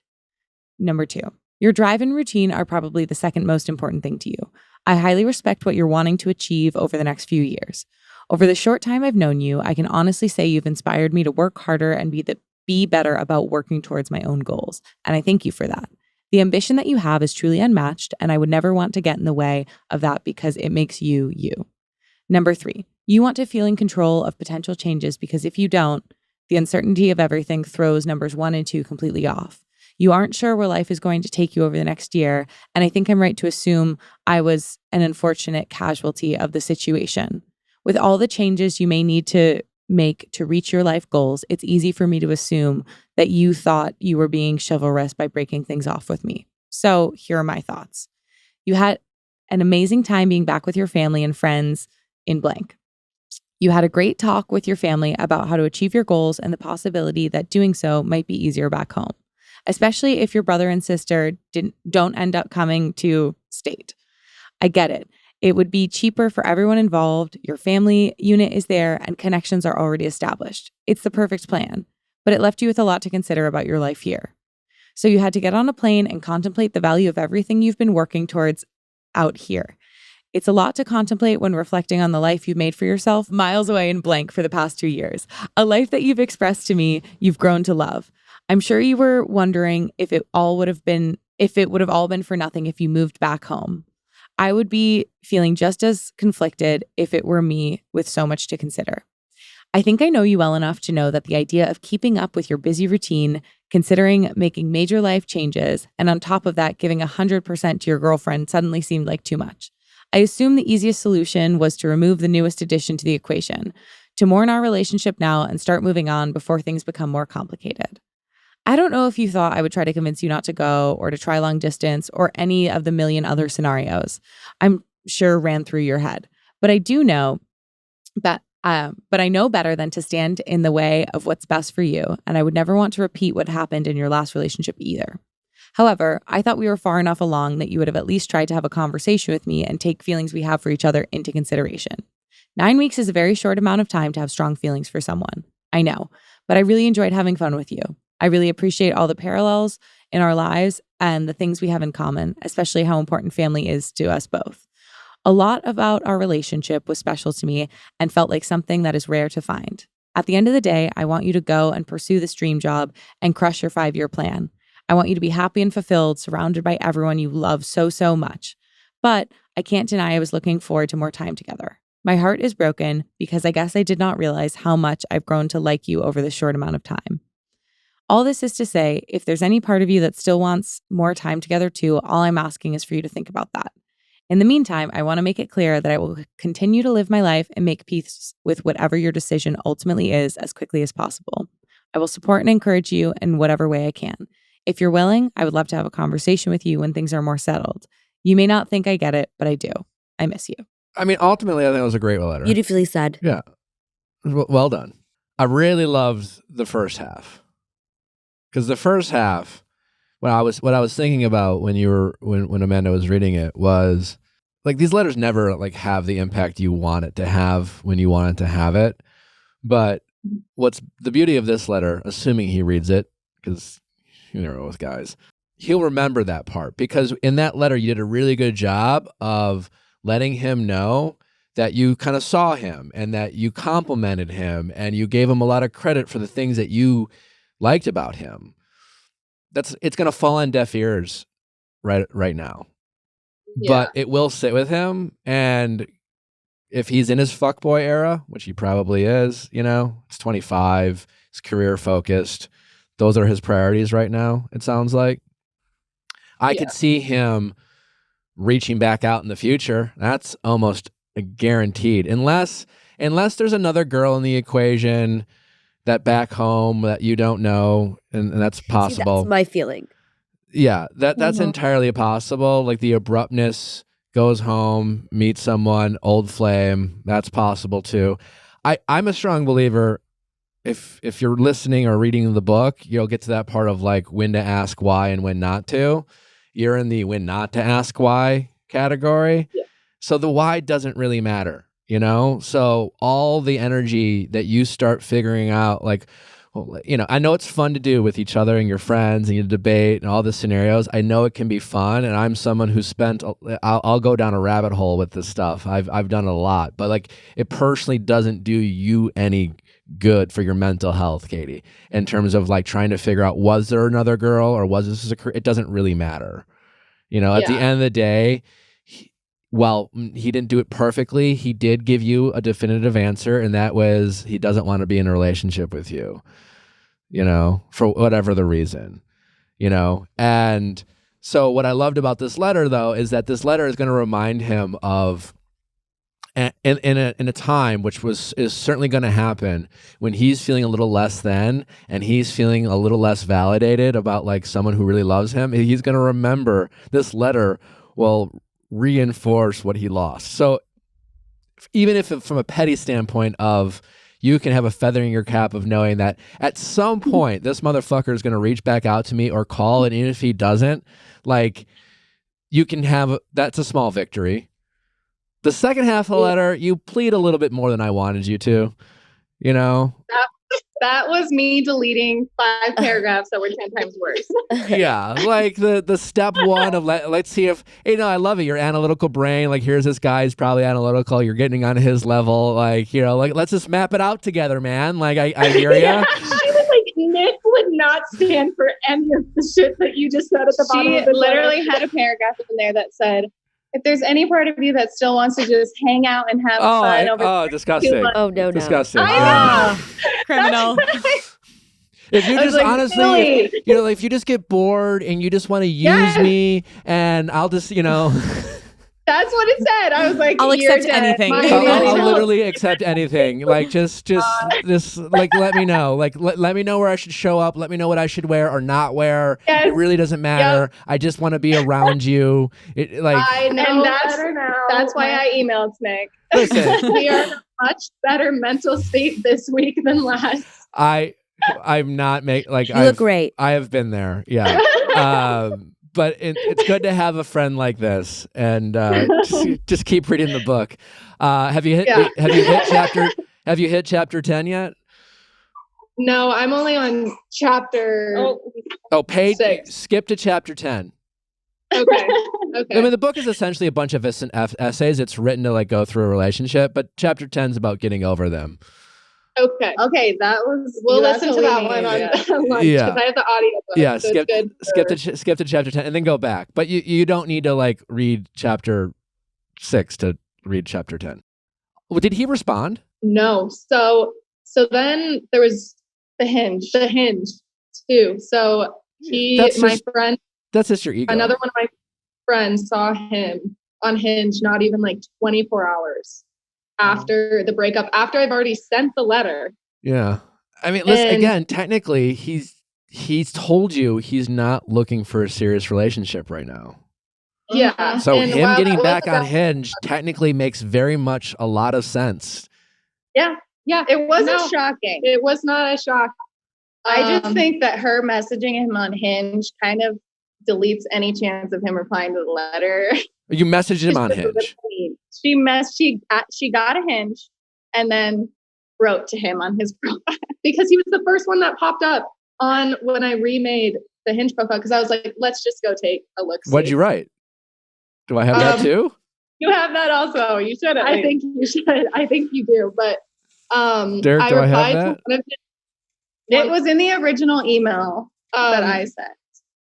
I said something along the lines of I replied to one of the photos because I ignored him for a good 2 months when he was actively trying to pursue me and his take me on a Hinge date. profile looks a little fuckboyish. It is.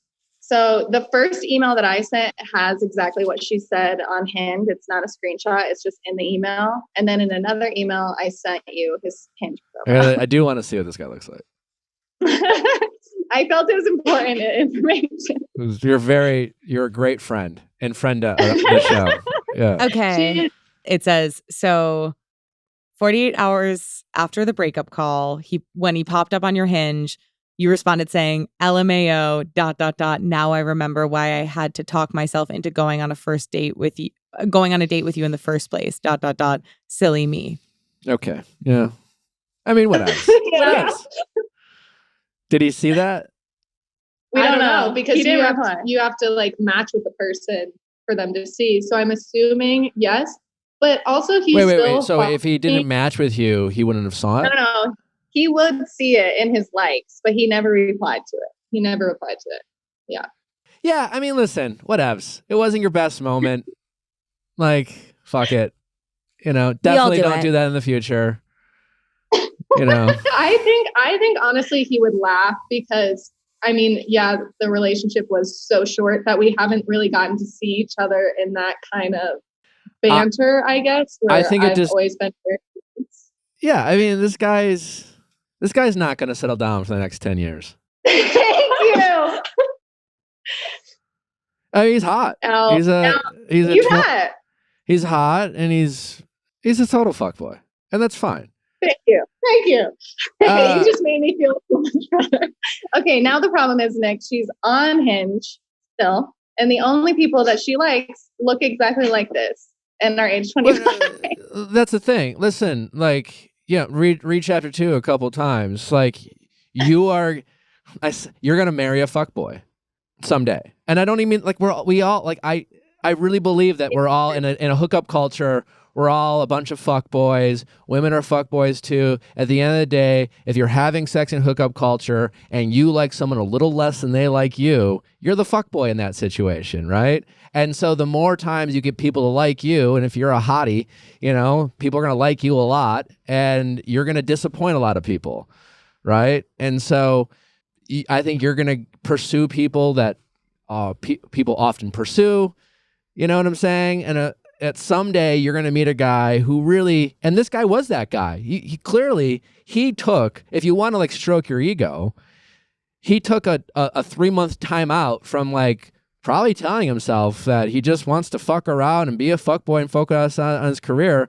But he met you played a little hard to get, and he just like, I like you a lot. And and honestly, I kind of give this guy props, because like, I'm not trying to say he's a hero by any means, but like the alternative is he could have really strung this along, and he could have like dragged it out, and he could have been like, but she's hot, and like I want to hang out with her, but I want to do these other things, and like you could have been confused and frustrated and annoyed, and a lot of these things. So he probably did you the courtesy of being abrupt and being short and giving you the opportunity to be like, fuck you, and shit like that. So yeah, I mean, best case scenario, honestly. Yeah, that's what she said to me immediately, because I just need to come to terms with that. And I've gotten over it a little bit more now. I'm like a little bit more pissed off rather than sad, but I respect the decision because I know he could have easily just strung me along or asked something different of me completely rather than being totally serious. And I think he respects me a little bit enough to not do that to me necessarily, but I think what you need to focus on right now is living really well. Yes. And just enjoy your best life. Really try to, not mute him. Save yourself from any, like, I don't want any more of these Hinge hiccups of like you letting him know you still give a shit. I think you operate with a level of indifference, and when you don't give him the satisfaction that you care. If he does reach out to you, you're thriving. You ask, oh, really? How's it going? Good to hear from you. Like you're like, oh, silly me. Sorry about that weird Hinge thing. I was just kind of upset. You know, I wouldn't even acknowledge it. Honestly, you guys will never have to acknowledge it in the future. Yeah.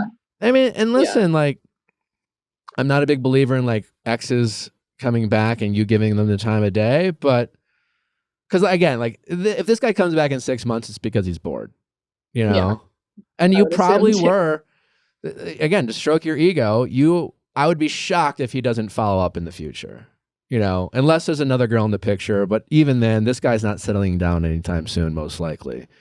And when things are a little slow and he's a little bored, he'll go on the gram, he'll look you up, and he'll see some picture, he'll think you look good, and he'll be like, I wonder what she's up to. And then he'll like toy with it for a couple days, and then he'll find like some message, something in your stories to reply to, and try to act like he's just like checking in and blah, blah, blah, and hopes that you take the bait.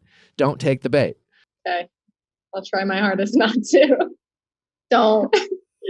Well, just, you know, just ask yourself how much you want to be used or not, you know? Yeah, no. I mean, you did date Wait. him, right? It was short, but you did date him. It sounds like you expressed some pretty serious words. It sounds like for 3 months, it was a pretty intense relationship. So don't minimize that with like being his fuck buddy all of a sudden out of convenience, just because you want a little bit of validation. Yeah, you're right. So if you want to entertain him reaching back out, then I would go back to the same woman who blew him off, which is like, if he reaches out, don't be rude, just be kind of more or less busy, or like generally like, well, it's funny you're reaching out, like, you know. And if he keeps talking, if you get to a place where he really comes, if he comes correct, he's like, hey, listen, I got your letter, I didn't know what to say, blah, blah, blah, blah, blah, but I've really been thinking about it, and et cetera, et cetera, et cetera. You really need to like put him to the fire and ask him like, what's changed, and just keep it real with him. Like, listen, like, I just think that like right now you don't, like, you're not ready to settle down. You're just not. I don't think you're ready. I think you want to be ready. I think someday you will be ready. I think someday a woman's going to be super happy to have you. I just don't know if I'm really interested in being someone you like figure that out with, you know? Yeah. And I think you want to be ready more than you are ready. Well, that'll drive them nuts. Oof. Yeah. That's a really good thing to say for sure. Yeah. Yeah. Anything along those lines. I think you like the idea more than you are, and say that to about him. He'll lose it. It'd be great. Perfect. Write that down. Yes. I have it recorded on my phone. But in the meantime, yeah, it sounds like you're doing well. Just get over it, you know? Get back out there. Start dating, but don't force it, and just be single for a while. Like, you're 23. Yeah. You're also, go be a fuckboy too, you know? Seriously. Like, go. And you don't have to like fuck to be a fuckboy, but like play the field. Play the field and have fun. Like, have some fun. Maybe just get a variety of different types of guys, and just to have an adventurous mindset rather than I'm looking for a husband mindset. And I think if you have more of an adventurous mindset, you will at least have some fun. And yeah, because I think you run the risk of trapping the fuckboy right now. Yeah. Because I think a lot of fuckboys would be into you. And yeah, I just attract, and I like the fuckboy She vibe. loves the ex-athlete 24-year-old with 10 six-pack pics. Yeah, you're gonna marry a fuck. You're gonna marry a fuckboy. You're gonna marry a former fuckboy. Some fuckboy will meet you, and he will say, "You're the person I want to not be a fuckboy for." Yeah. And I don't know when that's gonna happen, but just know that, and you're smiling, but like it comes with a lot of risk and a lot of potential disappointment along the way. So you're gonna have to get really good at like, you know, standing in your power and saying no and setting boundaries and being upfront, which again will only like make a fuckboy more crazy about you. But you really have to like be honest with yourself about what you're going for, and not go for validation, because like I think feel like sometimes what she's doing is like trying to be like cool girlish, like she wants to make sure that they keep liking her instead of saying what she wants. Sometimes she'll tell me that, and I'm like, that's not what you actually want, you're just saying that. Yeah. I don't know. I maybe in the next 6 months for fun, try to saying whatever the fuck, you know, what do you have to lose? You know, I don't know. I guess just the anxiety of it just kind of freaks me out, and I'm just not used to it. And I just have to, you just got to get better at it. It's practice. You just get being chill. Yeah. Just try it out. Just try truly speaking your mind. Okay. And not to like quote my own book, but there's that line where it says, like, if you can't be like, if you're afraid to be yourself, like the people who want to love you can't find you. You know what I'm saying? Like your guys are going to fall in love with the idea of you. They're going to they're going to fall in love with a version that you're not really. So just try to be your best, your most authentic self early on. And then you'll finally find that's how you're going to get the fuckboy to really keep you, so to speak, because the fuckboy who does want to like give up everything for you or that freedom is because he truly feels like he knows you. And if I'm nitpicking here, maybe there's a part of maybe you weren't your most authentic self with this guy. And maybe you were trying to be someone you thought he wanted. And maybe over time that read a little inauthentic to him. I don't know. That's not something for you to sit there and analyze and ask him and like go down a rabbit hole. I'm not saying that to like have you like, oh, did I do that? But like there's a possibility if you can admit to doing that, there is a chance that at the end of the day, it didn't feel authentic to him. And I trust me when guys just want someone that they want the girl who's like, fuck you, this is who I am. They really do. They want to sleep with the women who, you know, make it really easy to sleep with, you know. So, but they will give up everything for the woman who makes them chase and then stands in their power and sets some boundaries and expectations. Yeah. So, but thank you so much. Yeah, my pleasure. This was a fun one. Thanks for letting us read your letter. I think you're going to be just fine though, and be wary when he reaches out again in the future. Yeah. Okay. But in the meantime, mute him, say goodbye, have a little ceremony, just let it go. And when and thoughts are going to pop in your head because they naturally do. And when you're alone in your thoughts, you're gonna start asking those why questions. But anytime you ask yourself why or what happened, challenge yourself to just say, Katie, you know, stop it, get off of it. You mentally do that, because otherwise you'll go down rabbit holes. And you'll have your good days and bad days, but like honestly, try to check yourself, and it'll get easier and easier. Yeah, I'm honestly feeling pretty good. Last week was pretty bad, but today's a new week, new day. So yeah, just gonna move forward from here on out. But I'll keep you guys updated. I'll send you guys a follow-up if you ever. All right. Oh, we definitely want to follow up, to definitely check in. Either your state of mind. If he reaches back out, we certainly want to know. Okay. But I would love to hear updates from Katie on your pursuit for your fuckboy. Thank you. Thank you guys so much. Take care, ladies. All right.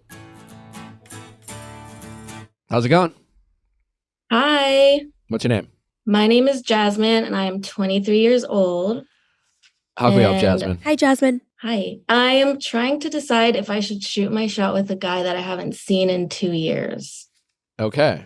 And why are you deciding if you want to shoot your shot with a guy you haven't seen in 2 years? Okay, so I just got out of a relationship like 5 months ago. Okay. I got broken up with this guy I was dating for about 3 years, and we were pretty serious. But 2 years ago, we had broken up again, or for the first time, I guess. And when we were broken up, I went on a date with this guy, and it was a great first date. And he tried to go on a second date, but I was kind of distant because I was starting to talk to my ex again. And then we got back together, and I haven't talked to him since. But recently, since my breakup, I don't know if he sensed it or maybe saw on my Instagram that I deleted pictures with my ex, and he's been messaging me on Instagram or replying to my story. So I'm debating, I was debating if I should text him to go out for drinks, and I ended up doing it. But then I was kind of confused by his response, and I'm like, I don't know if I should follow up to shoot my shot again, or kind of just leave it. Did you send in those texts? I did. So you're in the time where you just broke up with your boyfriend, right? Yeah. And you're in this time, you're like, you know what? I want to get out there. I want to date. I want to make myself feel good, right? Yeah. And you definitely. know what? I think any opportunity like that, you take it. Okay, good to know. Yeah, I'm definitely in that stage where I'm like, think I'm ready to start going on dates. You know, I haven't really gone on dates in like years. So I feel you. At least, you know, yeah. So when was the last time? Wait, 41 minutes ago. So where do we have you shooting your shot? That's what I want to get to. I messaged him maybe like a week or two ago. Hey, are you down for grabbing drinks or something? Oh, that, okay. So yeah, he was sending. So you guys have been messaging a lot lately. Yeah. I didn't send like all of them because I just sent the most like important that I could think of. Do you guys send photos? Yeah. So on October 2nd, I don't know what you guys were talking about. He wrote, maybe I'll come next time. Just hit me up. Oh, yeah. So he replied to one of my stories of going to karaoke with my friends.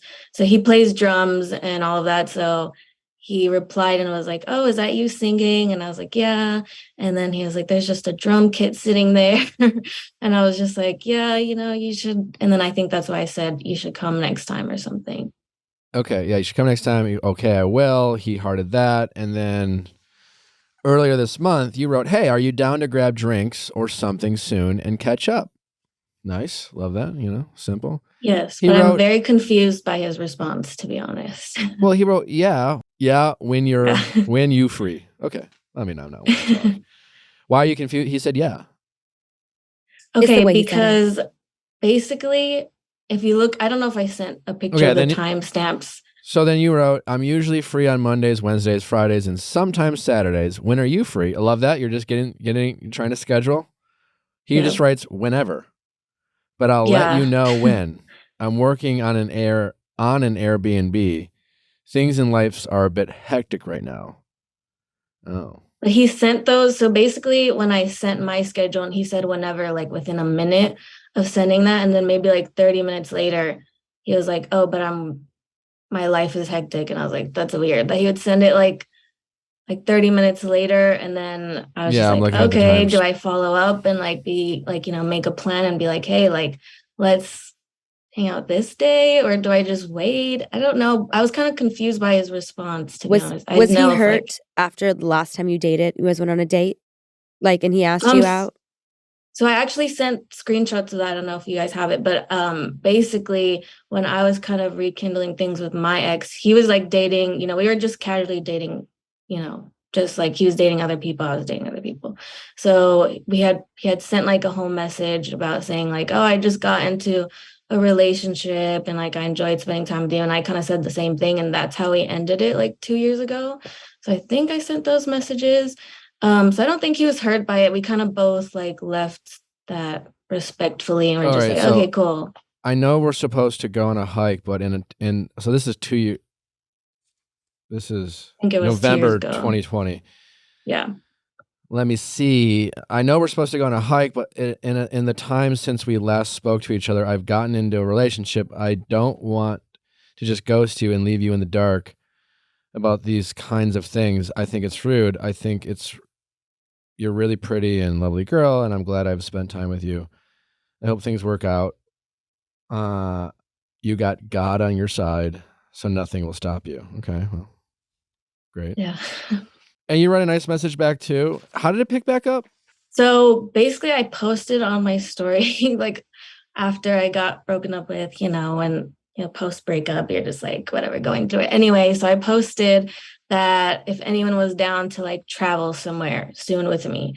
And he had replied to my story and he was like, when? I'm down for whenever. And I was like, oh, that's weird. That was the first time talking to him in 2 years. So I was like, oh, you know, whenever, I don't mind. I'm kind of down to just go anywhere right now. I work from home, so everything's super flexible. So he ended up planning like this whole like San Diego trip or Lake Tahoe and kind of wrote this whole like paragraph about like, oh, we should go here, here, here. And I was just kind of like, I'm busy. So I was kind of just like scared, to be honest, to like see him for the first time, like going on a trip. So then But he seriously planned that's this kind of- trip with you? he was saying like, ask for this day off and here are the Airbnbs. And I was just like, I don't know, I'll let you know. But also I was kind of like going somewhere with my family that weekend anyway, so it wouldn't have worked out. Here's what I think you should do. I think this guy's definitely potentially in his fuckboy era, so there's that to watch out for. I agree. If you're just like looking for someone to like have a drink with, I think there's nothing wrong, to Laura's point. Like, go out, go on some dates. I wouldn't emotionally invest more in this guy, you know? To Okay. Laura's point, I Yeah. think you should be adventurous. I think you should maybe get on some apps and go on a bunch of I dates agree. with some random people. Like, you know, obviously I want you to be excited, but just Yeah. go out and date and start to get to know other people. I think there's a level of like ease here. You knew you had a spark with this guy in the past. And so like your interest in him, my guess is much based off of convenience, Yes. Mhm. you know? Yeah. Because it's like, oh, I hate looking. I don't want to go on the apps. And, you know, maybe you're saying all these things, you know, it's hard to meet people in public. But how about the guy who we had a thing with and maybe there was a misconnection? And that might be possible, but just don't get too wrapped up in that storyline. So what I would do with this guy, because you guys are both kind of, who knows, maybe he's literally doing the same thing you did, which is psyching himself out. All of a sudden, like, he was chasing you, you pulled away, that was fun. All of a sudden, you're like, hey, let's go out for drinks. He's like, oh, wait, you like me? I hate you. Like Yeah. something like that. So instead of giving the let's grab a drink, here's my whole schedule, I'm free these days, pick a day, let's plan something.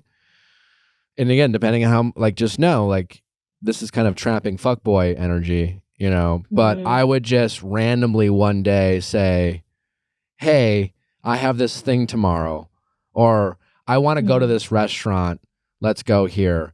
It's pitch him something that you want to do, that you're inviting him to do, even if it's just to go to a place and get a sandwich that you want to go to.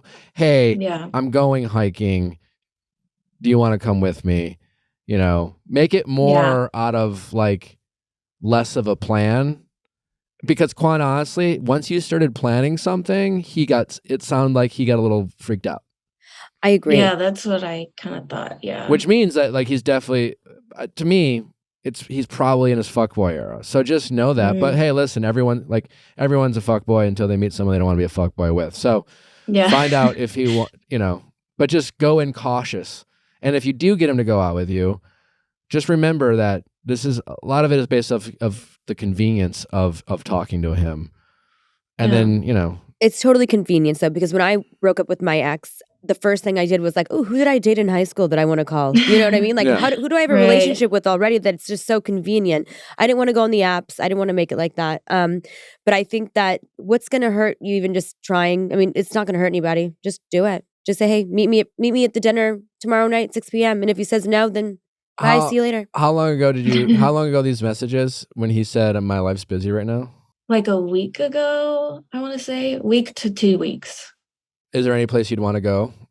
Do you have anything I do have like a couple places in mind, like to get drinks that I wanted to try, or just like maybe I thought about even doing, because he replied to my story when I went karaoke with my friends.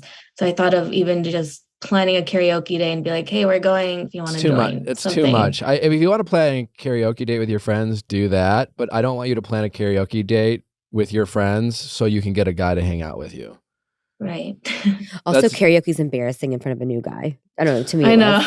Like, I don't want anyone hearing my voice. That's why, you got to pregame before. I don't know. Yeah. So I think you should keep it simple and casual. And it's just more, hey, there's this place I want to try to get a drink. You down to get something tonight? I would maybe text him right now. It's early. Oh, I think you should do it right now, actually. Oh my do gosh. it right this second. Okay. What do you have to lose? Exactly. You're What do you right, have to lose? honestly. It's actually better to know now if he's into you. If a casual like, hey, let's get drinks tonight doesn't like, I mean, if he's not like, I can't tonight, how about tomorrow? Then you're wasting your time. then Say you- meet then- me at this place at 6 p.m. tonight. Then you know to move on. And if he Yeah. wants to in the future, like ask you out, then say yes, knowing that you're saying yes to a fuckboy. Yeah, he is a fuckboy. though. Yeah. Okay, good to know because I didn't really think about that. Now I'm like, okay, well, at least that's like in the back of my mind. But you don't to want a know. relationship. You just got out of one. You just need to Yeah, enjoy I your don't. time right now. Yeah. Listen, you're young, you're beautiful. You just got to live right now. Go take a vacation. Go to Miami. That's where know. I went. Oh, I've actually been wanting to go. So. Oh, Miami was a great place to go after a breakup. Yeah, and And not saying anything honestly- like I was like hooking up. I'm just saying it was just so nice. He's like, I had a lot of fun on the beaches. I went to Miami after a breakup, but I went with my buddy, and it was a time when I had no money, and Miami was a very different experience than it probably was for you. Well, I'm just saying, I think going anywhere like fun places after a breakup, just to like, even with girlfriends, if you can just go dance and have Yeah. fun, that's all. So hit this guy up and see, Yes. send the text, and then Okay. let us know what he ends up saying. I agree. Okay, so just say like down to meet up for drinks tonight, and then I don't even Send give him it. the question. I would say drinks tonight at 6. Yeah, or, Okay. Right? or No? something. I would Simple. say, Okay. hey, there's this place. I've always wanted to try. There's this place I want to try. We should go tonight. Yeah, love that. Okay. Say Okay. we should go tonight. Don't say, just say we, like I feel like it just to be a little more Yeah. strong. Yeah. There's We this place should I go want to try. tonight. We should go tonight. Yeah. Okay, That's all you say. I'll do that. Okay. And he should reply back yes or can tonight. How about another day? And if he Right. gives you the I can't tonight and nothing else, he's not all that Mm. interested. Yeah. Right. And Okay. but when he gets bored, he will reach out again. Also, men like to, I feel like with my ex, this guy I was dating, he used to wait 6 hours to reply because he felt like that was the right thing to do. Sure. So I just want to say, like, sometimes they think that. Yeah, totally. Yeah. I mean, that's the thing. We don't really, I think you're wasting time trying to overanalyze like his decision to reply back when he replied back. What we do Mhm. know is he didn't take you up on your offer. And that's all that Right. really matters. Right. Yeah. But we don't know if you psyched him out by making a plan or he's just not interested. Clearly, he's been messaging you. So there's something there. I just think he's Right. in his fuckboy era and he likes having a lot of like, pots going, so to speak. He's got he's building up his roster and you're part of that roster in a way, in a very kind of Yeah. casual way. So hang out with him just knowing that's the type of energy he's most likely bringing. And if you like Right. him, if you have fun, ask questions, get to know him and set some boundaries for yourself of what you're willing to do with a guy who, it seems he's just kind of shopping around right now. Yeah, I bet. But at least I'm kind of on the same boat Great. as him, I Yeah. guess. So Yeah. So, Plan a trip with Yeah. your girlfriends. yes. All Yes, right. I'm gonna do that. Miami. Add it to my list. Miami, Vegas, New York. Yes. all right, I well, just went to Cabo, so There you go. That's a good one. there you go. Yep. All right. Well, keep us posted. Okay, sounds good. All Thank right. you so much for your help. No, thank you. Take care. Good luck. You too. All right, bye-bye. Bye. Laura, thanks so much for coming. Thank you for having me. This was so fun. So much fun. Great talking. Such a long episode. We had a lot to get through. A lot Yeah. to cover. We had 7 episodes of Love Is Blind. Totally. Plus, Pop Tom culture. Brady. Yeah, Like, there's a lot. going There was a on. lot, but it was so fun lot and such a going cozy space. Such a cozy space. Yeah, I'm glad you like it. I really like it. Can you please let my audience know where they can find you, follow Yes. you, all that fun stuff? On Instagram, you can follow me at Laura Rugetti. And what's my TikTok? Oh, Laura Rugetti. Sorry. I used to be Viall Nicholas 28 on Twitter until it's been changed. Finally. Huge So for the big team. moment for me. Woo! Laura, thanks so much again. I appreciate it. Go follow Laura. Go buy Don't Text Your Ex Happy Birthday, viallfiles.com for all the available links. You've heard it here. It's just helping Can people. I have this one? Yeah, you can take it. I don't. Do I have to buy it or can I take it? No, you have to buy it. I'm just Okay. kidding. No. Go ahead and take that one. Okay, thanks. But you have to tell me what you think. Okay, you I will actually read have to this read it. though. Yeah. Read it. I needed a good read. I mean, not, you're in a loving relationship, but maybe you'll find something beneficial I from like it. all books. Great. Thanks for listening, guys. Don't forget to send in those questions at asknick@castme.com, cast with a K. We'll be back next week. Thanks for listening, I guess. Thanks for listening. Yeah, Thanks for having me. Thanks for coming. Yeah. Bye, everybody.